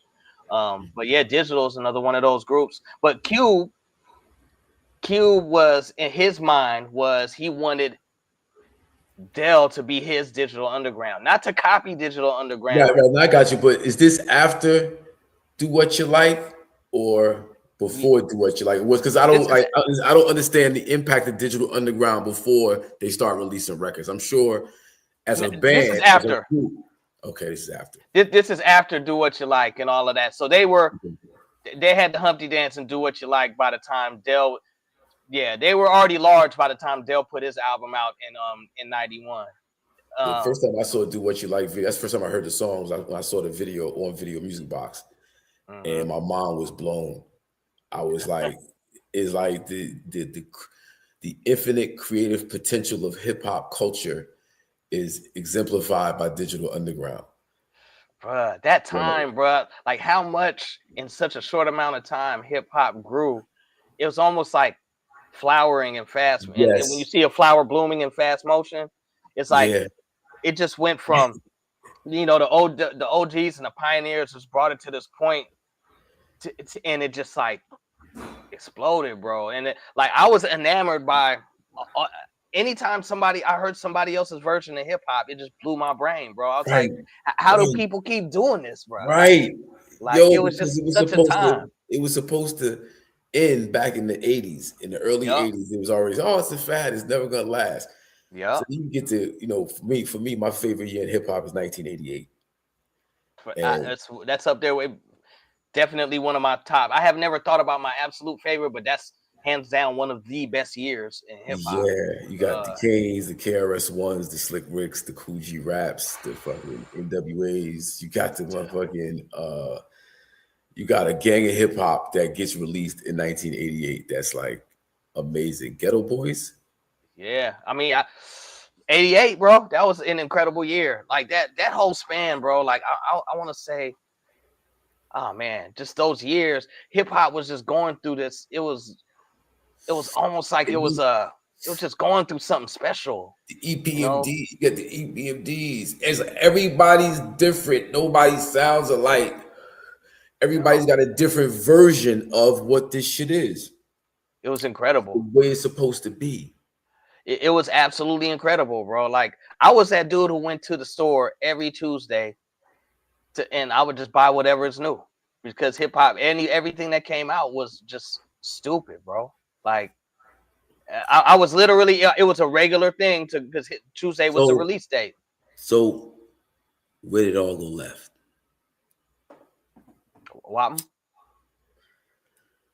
What's your take on where did it all go left? Oh man, well, I remember, bro, vividly being on a record label. We had put out 93 Till Infinity. It did really well. The label was actually, a lot of the people worked at the label were like, yo, we're so sorry. We just completely botched the release. We're sorry, man. This album is great. The president was like, God, this album is great. And everybody was like, yo, we gotta come do this. We can't wait for the next album. We're gonna get it right. You guys did everything you said you was gonna do, and blah blah blah. This is great, right? Something happened outside of our purview. I don't know, like outside of what we're privy to, and our next conversations with the record label going into the second album was like, so check this out, fellas. We're not doing that hip hop shit anymore. We're only gonna be doing the gangster rap. We're only gonna be doing gangster rap or pop or like more sexually oriented type vibe. And we're gonna keep. They're like, we're gonna keep R. Kelly. Well, of course, we're gonna keep KRS-One, but it's all gonna change. We're moving more into Britney Spears and Sync type stuff. Yeah. It was like, but you guys, you're not gangsters, so you can't do any gangster rap. But what we want you to do is we want you to do pop rap. And it was like sort of like Boom Boom Shake the Room, that version of Jazzy Jeff and Fresh Prince. Like that, not the early stuff, like the Boom Boom Shake the Room stuff. And we were like, we were like, yo, y'all tripping. Y'all know what kind of music we do. Like we went through you courted us and everything, and we gave you what you expected, and you love what we gave you and everything. And they were like, yeah, I know, but that shit is over. We're not doing that no more. Everything has changed. And we're like, well, we're not gonna do that. And they were like, if you don't do that, we're gonna shelve your record. And we were like, nah. And they were like, yep. And we couldn't believe it. We were like floored, like, what's going on, right?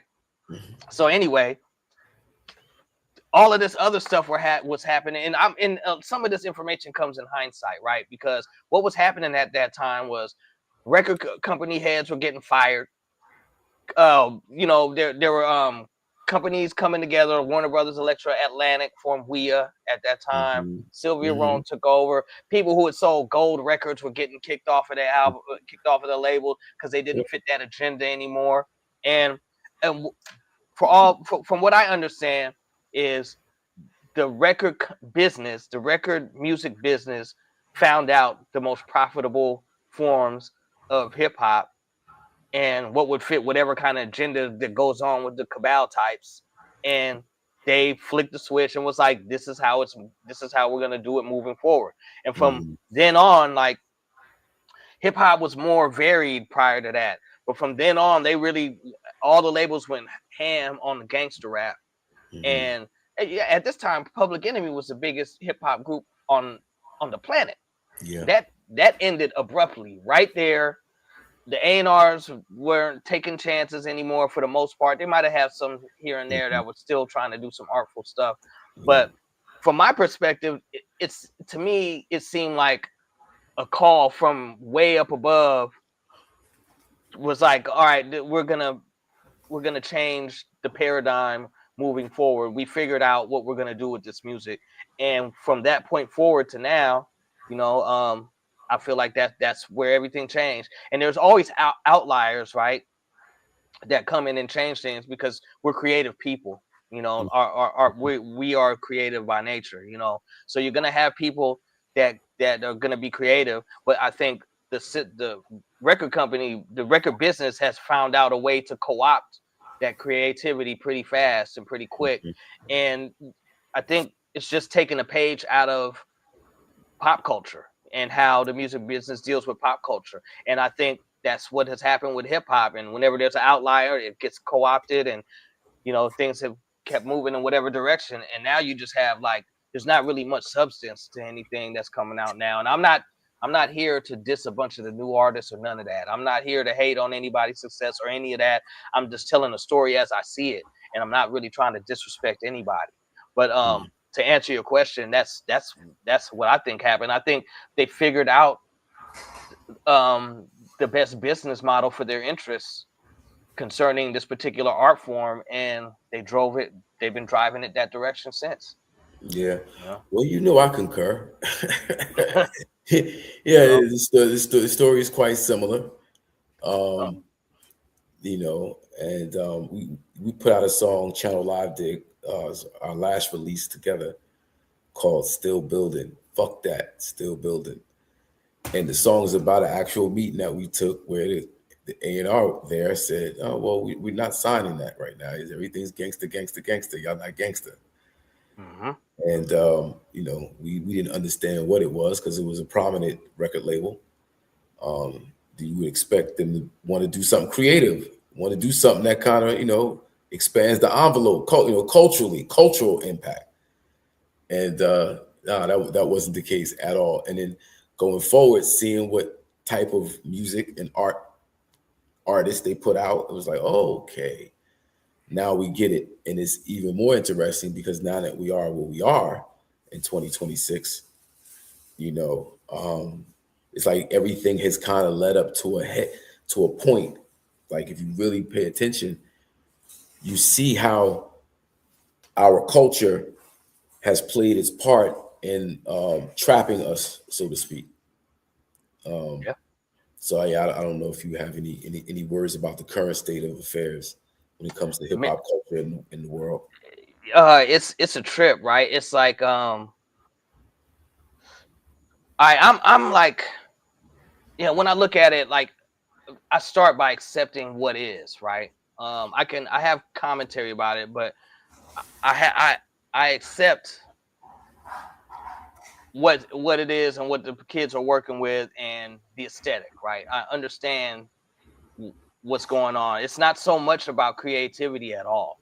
That's to put that on the process that kids are using now would be a miscue. That they're not thinking about that at all. Or I don't want to say everybody, but I want to say in general, the Because general there is a lot aesthetic. of good new hip hop by new artists out. So we don't I want was to.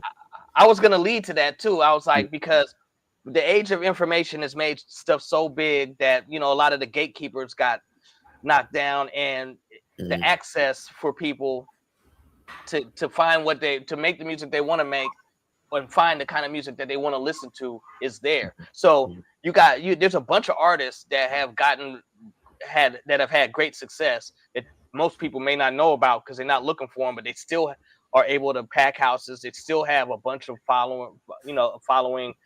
They're still getting streams. They're still able to make a living off of the music business without them fitting into the system, the music business system. And I think that's a good thing. Like, for instance, we're not going to get played anywhere really. Like, we might, our main hit song, like from back in the day, gets it has legacy appeal, and people like listen to it for that reason. But like, for the most part, we're not going to be in the system anywhere. We're only going to be listened to by the people who are seeking out our music, and fortunately, there's enough people to seek it out to where it's cool for us to put stuff out.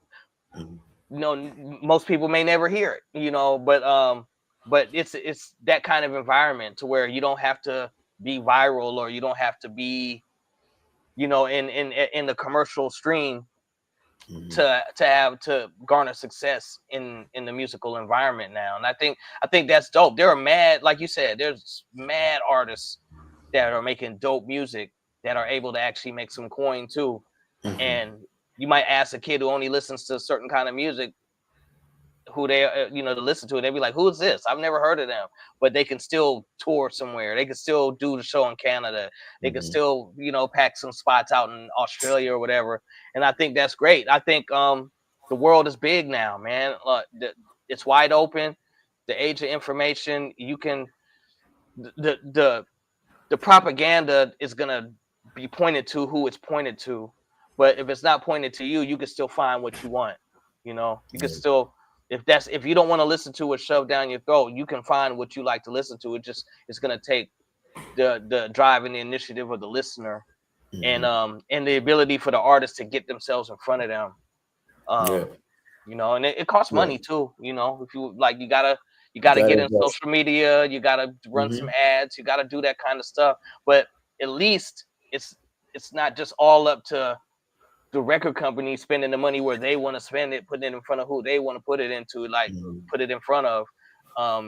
There's more of a chance for artists to get on now than there was back in the day. It's I had Casual on, and we talked about Hiero Day, right? We talked about direct to consumer. We talked about building out your infrastructure so you can get directly at the audience that you need to get at. The Hiero brand is a very powerful brand. You guys got merch and all types of other things going out there that really keeps that brand alive. It's it's a cult following to some degree. I would say, yeah. So how important is that Hiero brand in hip hop? Oh man, the Hiero brand for us, man, it's been, you know, we've had a series of lightning in a bottle type moments, because the one thing that's dope about the Hiero brand, or one thing that was very fortunate for us, is we were able to get on the internet, access to the internet and that technology at a very early state. As far as I understand, we're like the first music group with a website. 95, nobody was on the internet. It wasn't even a thing to most people. Crazy. Yeah, crazy. And the way that happened, shout out to Tajay, the way that happened is because people didn't have the internet in their homes yet for the most part then. He had access to it because he was going to college, and the college had access to it. So he looked up hieroglyphics online from the college. And all right, so prior to that, like, we used to be on this back in the day, me, Dell, and Tajay. If you had a modem, you had to dial. It was a toll call when you used your modem to call these other places. They were called BBSs. They were called bulletin board services, and you would have to call the direct line to the house that was hosting the bulletin board service, and you could interact, and all the people could go there, and it was like the pre-internet vibe. Well, when Tajay went to Stanford in 95, he had the internet there, and there was a guy on there who had created a Hiero website, a Hiero fan site. And Tajay was like, hey, we can link with you and make it official. And he was like, dope. So he built a website. It was this dude named Stinky from Philly. And this was 1995. Stinky. Peace out to him. Peace out to Stinky, man. It was like, we owe him a whole lot, bro. Wow. And from there, we had just like left our labels. And we were kind of like, you know, back in the day, I know you would remember, a lot of people don't know, independent back then, the stigma of going independent was kind of like the music business graveyard. It wasn't like now to where people are like, I'll just go independent and like it's cool. Back then, the thought of it was, you left a major to go independent, you're out of here. It's like it's where rappers go to die, right? Yeah. You know, it's like hospice. That the internet, the Hieroglyphics website allowed us to keep in direct contact with our fans, and to keep them apprised of what's going on, because there was really no way to connect with people besides through the record company and all the avenues that they controlled. And we were able to control that avenue and talk to our fans directly. And that's how we built the brand. That's how we built the brand. That's how we put out those Hiero records, Hiero single. I remember when I met you out in New York, we were in between working on the Hiero album. I had some of it done, but we weren't finished yet. And I was like mad broke and shit, and just trying to live my life and stuff. But it was right in between that. It was like basically that website was keeping our brand alive and keeping enough money in the business. So when we were able to press up and sell, but that was kind of like the bridge moment. It was crazy. Yeah, that's good, because you know, we talking about what, 30 years? Yeah, man. So we put out our first indie single, I want to say in 96, right?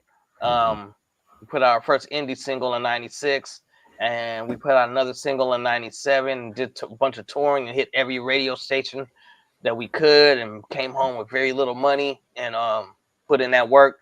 In 98, we released the album, and it did, all of that work really paid off. It did really well. And it all stemmed from the Stinky. Yeah. What was the name of that project? That project was Third Eye Vision. And the first single we put out in 96 was The Who. We put it out in 96 or 97, one of them, like late 96. We put it out through a distributor in the Bronx. I can't even remember the name of them at this point. I really wish I could. Domino would remember. But we caught the train. I remember that was like the longest train ride I've ever been on in my life. We brought it like as far. We were almost out of New York. Wow. I was like, damn, we're still in New York. This is crazy. It took like 2 hours to get there.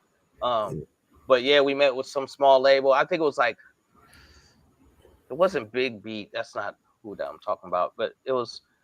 Anyway, it was an independent label. We put our single out through them, and it did really well. So yeah, the Hyro brand though, it's like it's kind of even beyond the music, kind of, right? You know, like my mom or you know my girl's aunt or her family or something. They could be wearing it and it's gonna be people pointing at them in the streets, like you know, like that, like you said, cult following. Right. You know, Yeah.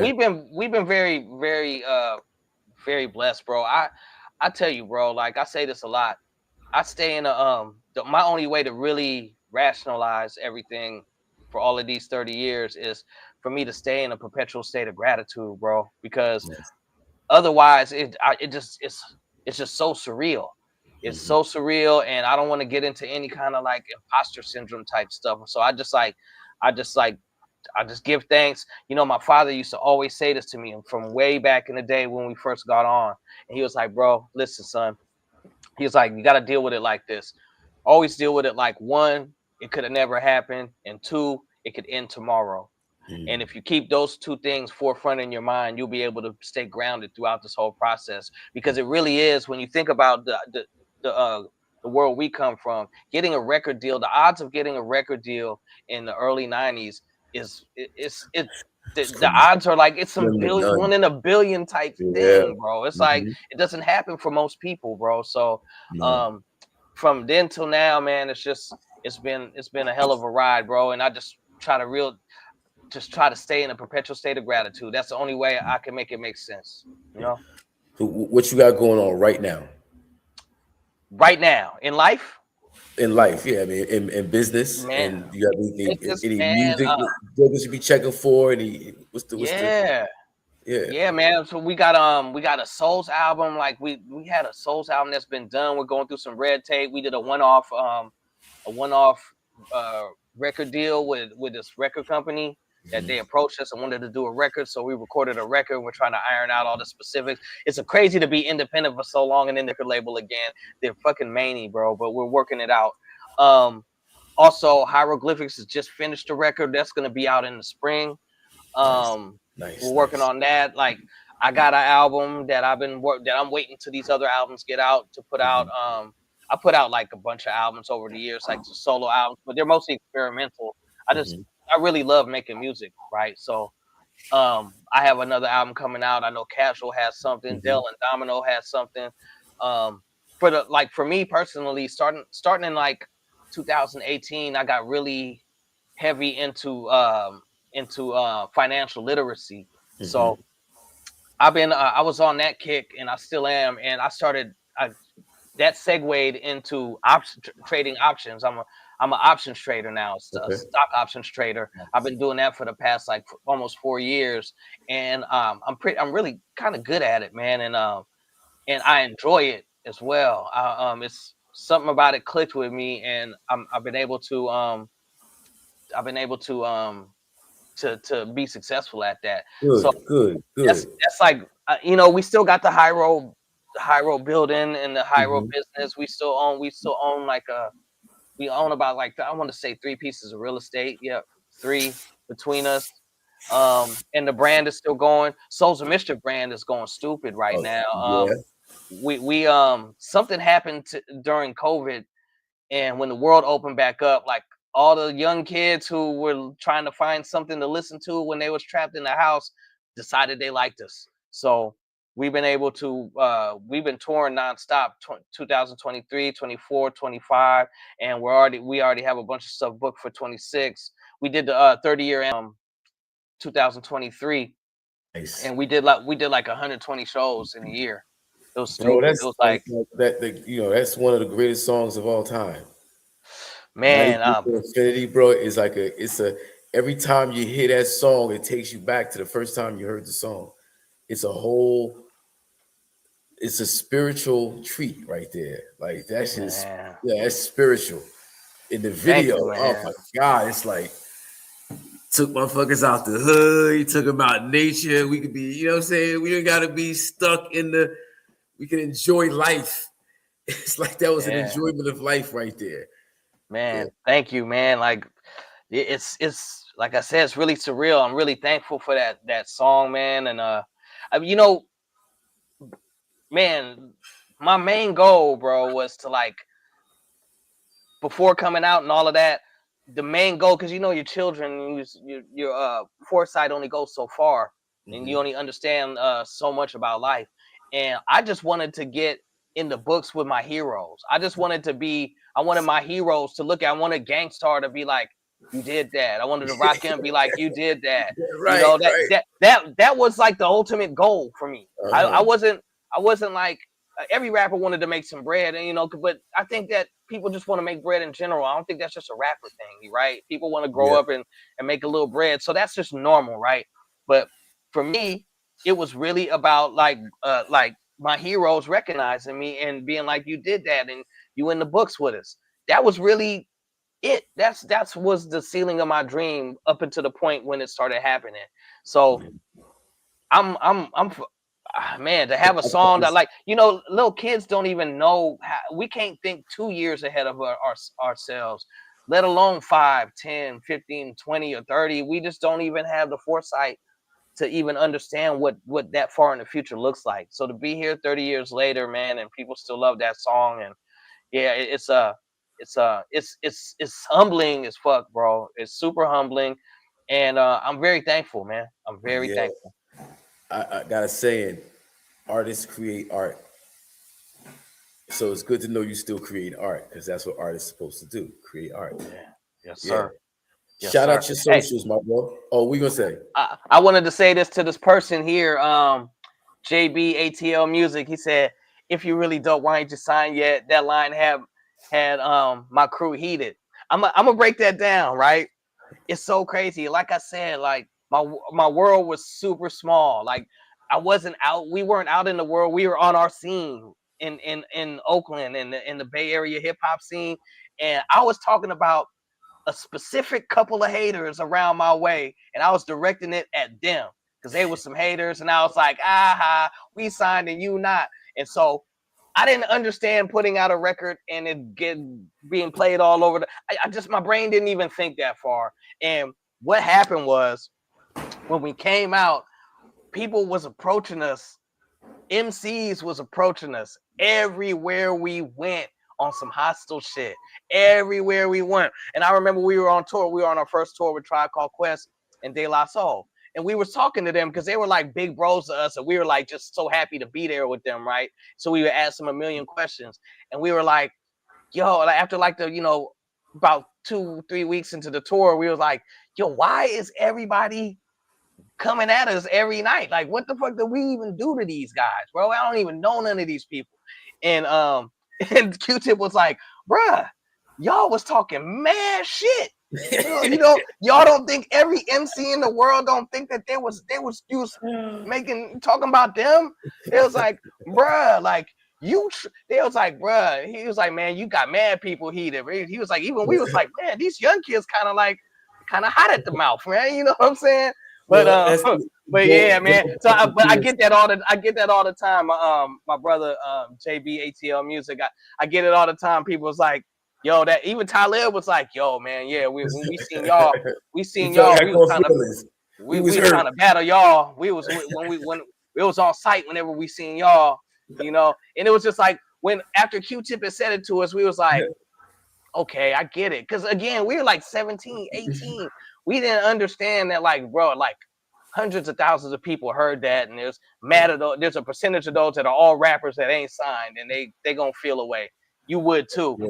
And we was like, you know what, Tip, you right, bro. And in that part, it's instant battle. It's instant. When I see you, you got to have 1,000 bars for me on site. No matter Yeah. where you at in your life, no matter what you're going through with the labels, no matter what you're going through with your family, no matter what you're going through in life, you got to battle me, son. Spit. Yeah. It was like that, bro. It was like Nigga, that. I'm not trying to rob for you right now. I ain't, nigga, nah, you gotta you in the fucking in the hit record worldwide talk about why you ain't signed yet, nigga. What the fuck? Nah, nigga, we got to battle. Real talk, man. Yeah. It was on our helmet, bro. Like everywhere we went, I had to battle so many people, bro. It got to a point where I'm not battling no more. I'm good. All right, Yeah. so But my there socials, you go. man. Hiero A plus. That's HIERO APLUS on everything, man. Like whether it's Yeah. X, whether it's IG, whether it's Facebook, whatever it may be, it's always Hiero A plus, man. And I represent the Souls of Mischief, and so you'll find me there. Represent Hieroglyphics at Hieroglyphics. You'll find me there, and you know, look me up on Spotify. Like, wait, follow me on IG. Follow me on all these things. Look me up on Spotify. Play some music, and yeah, man. Anybody out there who's ever supported at all in any capacity over the last 30 odd years, I want to thank you, and thank you. You know, what else can I say? I appreciate you. Before you jet out, I just want you to share the screen with me. I'm gonna do a little shameless plug, a little promo. Yeah. For HakimGreen.com.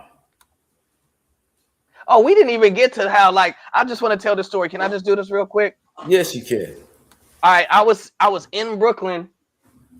I was living in Brooklyn. I was this girl I was dating who moved from Oakland to Brooklyn. I was trying to still keep the link lit with her. So I came out to Brooklyn, and I didn't know anybody at all.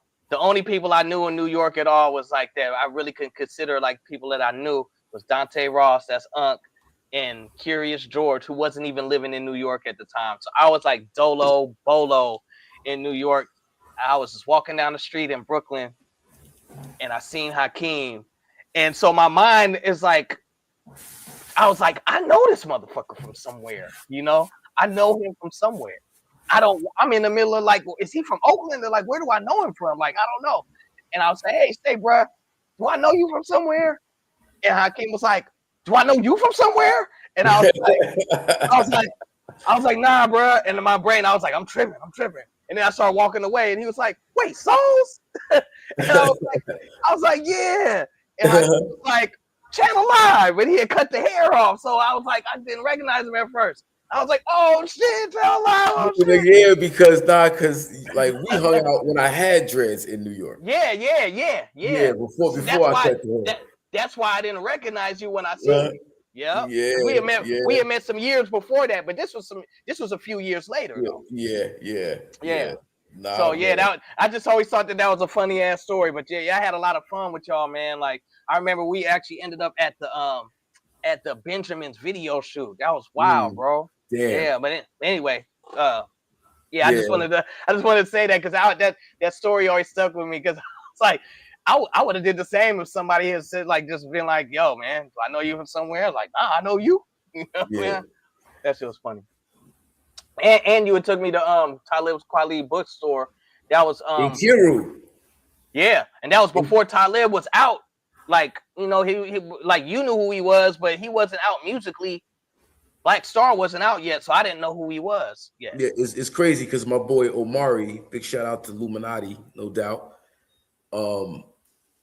He reminded me that Talib Kweli and John Forte, rest in peace, is in the Madism video. Wow. Yeah, that was the Brooklyn crew, more or less. I was living in Brooklyn. We shot the video in East Orange, New Jersey, though.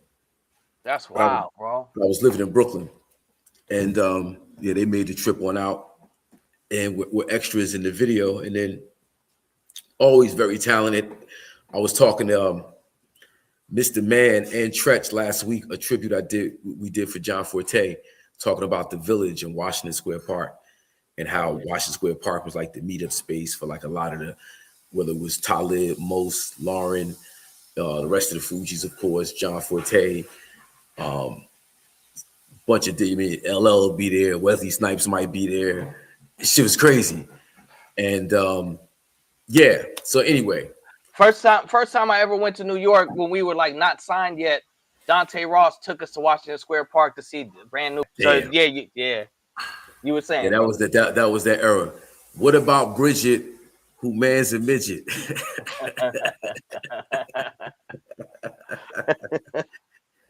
Oh man. Every time I bump into a girl named Bridget, like she's like, man, my man was kind of a midget. Classic shit right there, my G. Yes, sir. So we got the All We Do Is Spark Madism merch live and direct at HakimGreen.com, Madism Inc. Make sure y'all check in. Also, 24hoursofpeaceinc.com. Check in with us. And we've been with the brother A+ from Souls of Mischief, the Hieroglyphics crew. No doubt, my guy. I appreciate you. Hey man, it's my pleasure. Thank you for having me, brother. I'm honored and appreciative, my friend. And continued success to you and yours, no doubt. Thank you, bro. ATL Music, come on, man, let's do it. I'm saying, you check in with the show quite frequently, my guy. I appreciate that, no doubt. Yo, this is Hakim Green, the Hakim Green Show. A+, we out. Peace. Peace.